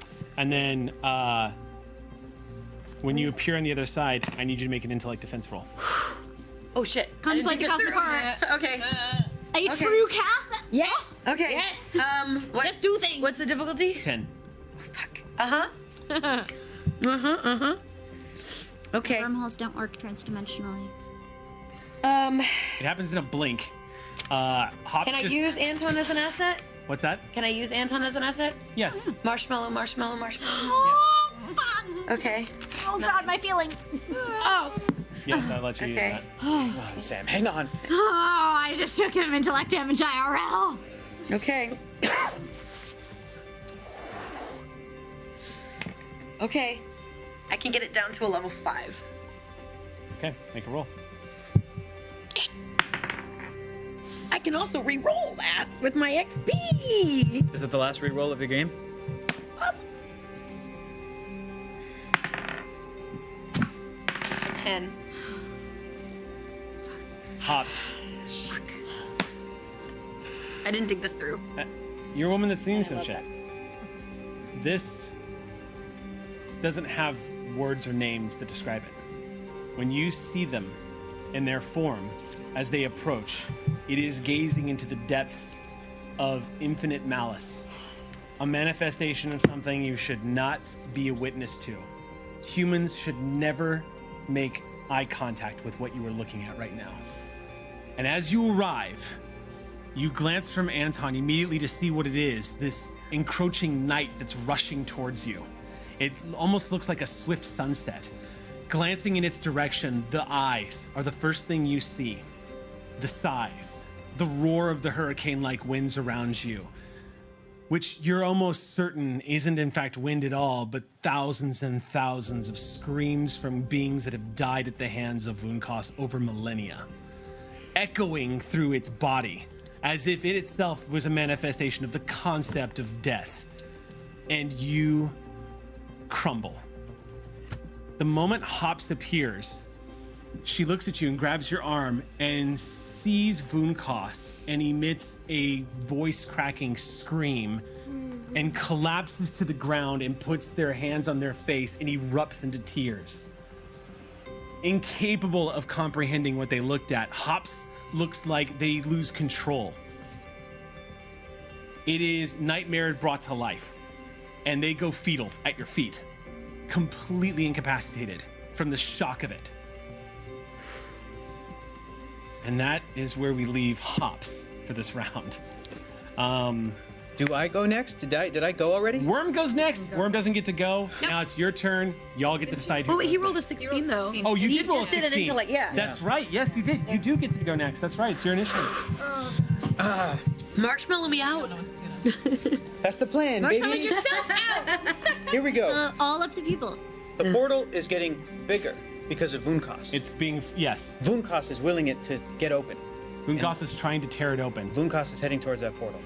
And my best friend since I was a kid, Hops, Lindy, just came through, and she's Tried to save you and has fallen She's prey. holding onto my arm. I'm gonna create a huge, almost a catapult with my arm to cradle her like a little baby. And then I'm gonna get up close to her, and I'm gonna whisper, Marshmallow. And then I'm gonna will her through that portal, catapult her, just like I did Oya. And then I'm gonna turn around and stare Vunkas right into his cosmic horror, green glowing eyes, and just start screaming and yelling and getting as large as I can. And I'm gonna start moving towards it. And then my hands are gonna become huge swords as I do that. So, to recap, tender moment, Marshmallow, push through the portal, focus my gaze on the thing that will kill me probably, and spend everything I've got to face it down, distract it, and turn my hands into badass swords as I do it. So the lightning bolt that went through the other side, there's a few seconds that pass when you hear a chilling scream. If you didn't know any better, you would think that Hops was being murdered on the other side of the portal. It's that haunting. And moments later, Hops comes flying back through, just like Oya, crashing into the side of this beast and falling to the ground. Only unlike Oya, Hops looks inconsolable. Tears streaming down the face, and she's muttering something you can't hear over and over, grabbing her face. Your ocular sensors with Honey Baby are picking up, make it go away, and then marshmallow, marshmallow, marshmallow, marshmallow, repeating over and over and over. And at that moment, on the other side of the portal, Anton, you turn. You begin to stretch your body as much as you can. I would say burn 4 points of might and 4 points of intellect. No But problem. let's subtract 2 from that because you stunted the hell out of this. So you pushing your body to the limits of the powers that you've gained, adding atom and atom and atom and atom, drawing upon to your full height, erecting yourself up almost to eye level with this creature. These bladed appendages appear at your side. And the moment that happens, the entity known as Vunkas slows and stops like it's a little surprised. Like, it did not anticipate this sudden appearance of this power. It certainly didn't seem to anticipate the defiance, the face-off. They come to a stop. The moment they come to a stop and they lose line of sight, the portal goes. No. You begin to watch it start to close rapidly. Anton! And I just say, scheisse. Who's nearest to the portal? We're by the worm, I mean- so not us. I'm gonna say Probably Lacey. probably Lacey and Oya, I think, are the ones that can see. The last thing you see of Anton, as that portal knits itself close, as reality around you all begins to right itself after the appearance of Oya, is you see a 30 to 45 foot tall Anton thundering towards this entity with huge bladed hands, raising one up into a stabbing position. And you notice that the entity known as Vunkos doesn't look quite as confident as it did when it was looming towards them. And instead of looking like an entity that's going to ride down Anton, it stops and raises its appendages like it's going to fight. And the portal goes. There's a spark. And all around you, you begin to hear reality. The station begins to rumble all around you. And Lacey, you start detecting violent decompressions all over the station. Portal onto our ship. You see Cobalt on the other side just, We have to go now. This portal opens up. We have to go. We have to get out of here. We have to get out of here. Get where out. the opening Get- was. Get. I'm just tearing at empty space. It's the door now. I've opened it exactly where it was. You are staring at Cobalt, who's looking at you all terrified. What's happening? Where's to go. Anton? I grab Hops. Okay, Hobbs, to go. She's a lead weight. You have to drag Yeah, her no, I'm into the dragging. portal. Anton! How do we leave? The tunnel begins to leave? collapse as all of a sudden, almost like a pressure. Oya, you're aware that all of the shards of reality are righting itself, and it's happening all at once. All the other shards of reality are tearing away. You guys are in the middle of what would be described as a sandstorm of reality. And instead of just righting itself, it's almost like glass blowing in the wind right now.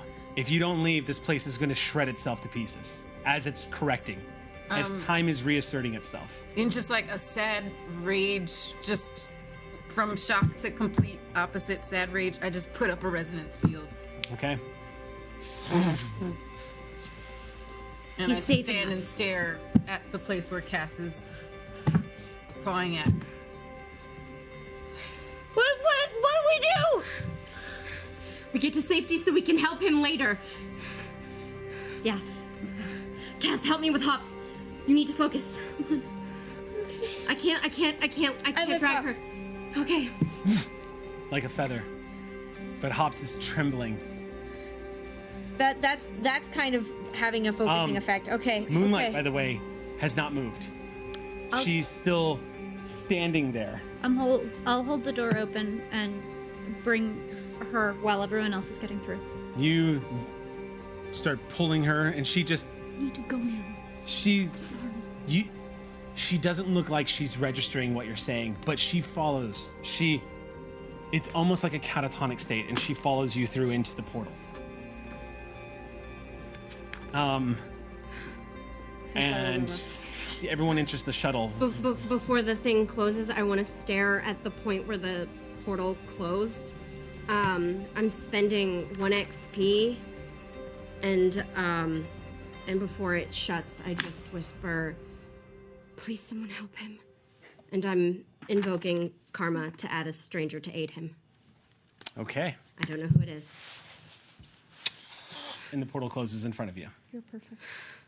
The next few moments are Cobalt screaming, "Where's Anton? Where's Anton?" as the shuttle pulls away from the station. Moments. Somebody bring me on because I didn't go. You didn't go through the portal? I didn't move. Yeah, Oh, okay. So, We didn't close the portal until everyone is through. yeah. I'm in shock. I'm looking from Cass to all of you and back at the space. I go back for you. I have my residence field pinging things trying to hit me. I'm going to give you guys one round before this interior, this structure. You've got about maybe 15 seconds before this collapses like a tin can. Oh, yeah, take my hand. I know, wait, I just grabbed you. Cass puts her arms around the area of your field and lifts you. I drop it the second And I see her reach out to me. You're in her arms suddenly. Gotta go. Can I still cry? The next few moments are quiet on the shuttle, except for the roar of the engines as y'all feel the acceleration pushing away.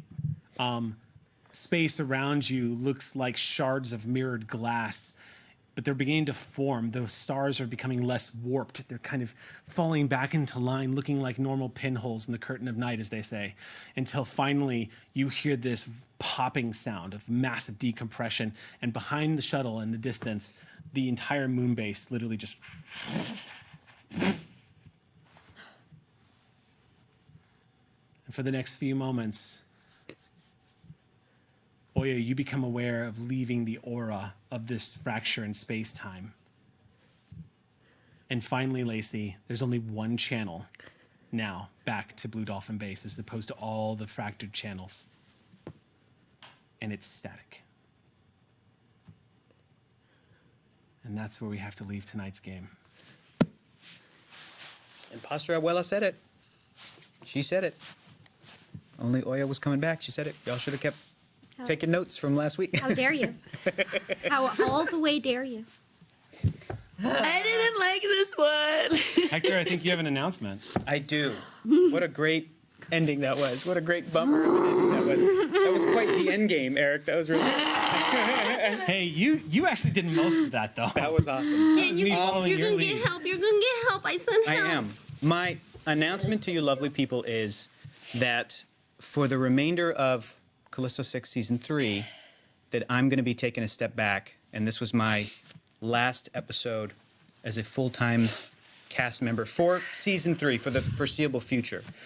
Real world reasons are that I am increasingly busy. You got a TV show. Good, that's great. You got a TV show. Possible reason anyone should be leaving Good full problems. cast. Good problems. And I love everybody here so much. And I was talking to Eric about it. And in place of showing up and being very frazzled and not maybe being able to commit everything that Anton and all of Callisto 6 deserves, I talked with Eric and I had the idea of what if I take a step back, and that leaves open the possibility for our amazing roster of guest stars to kind of come and visit for the remainder of the season and flesh it out. So did Anton die?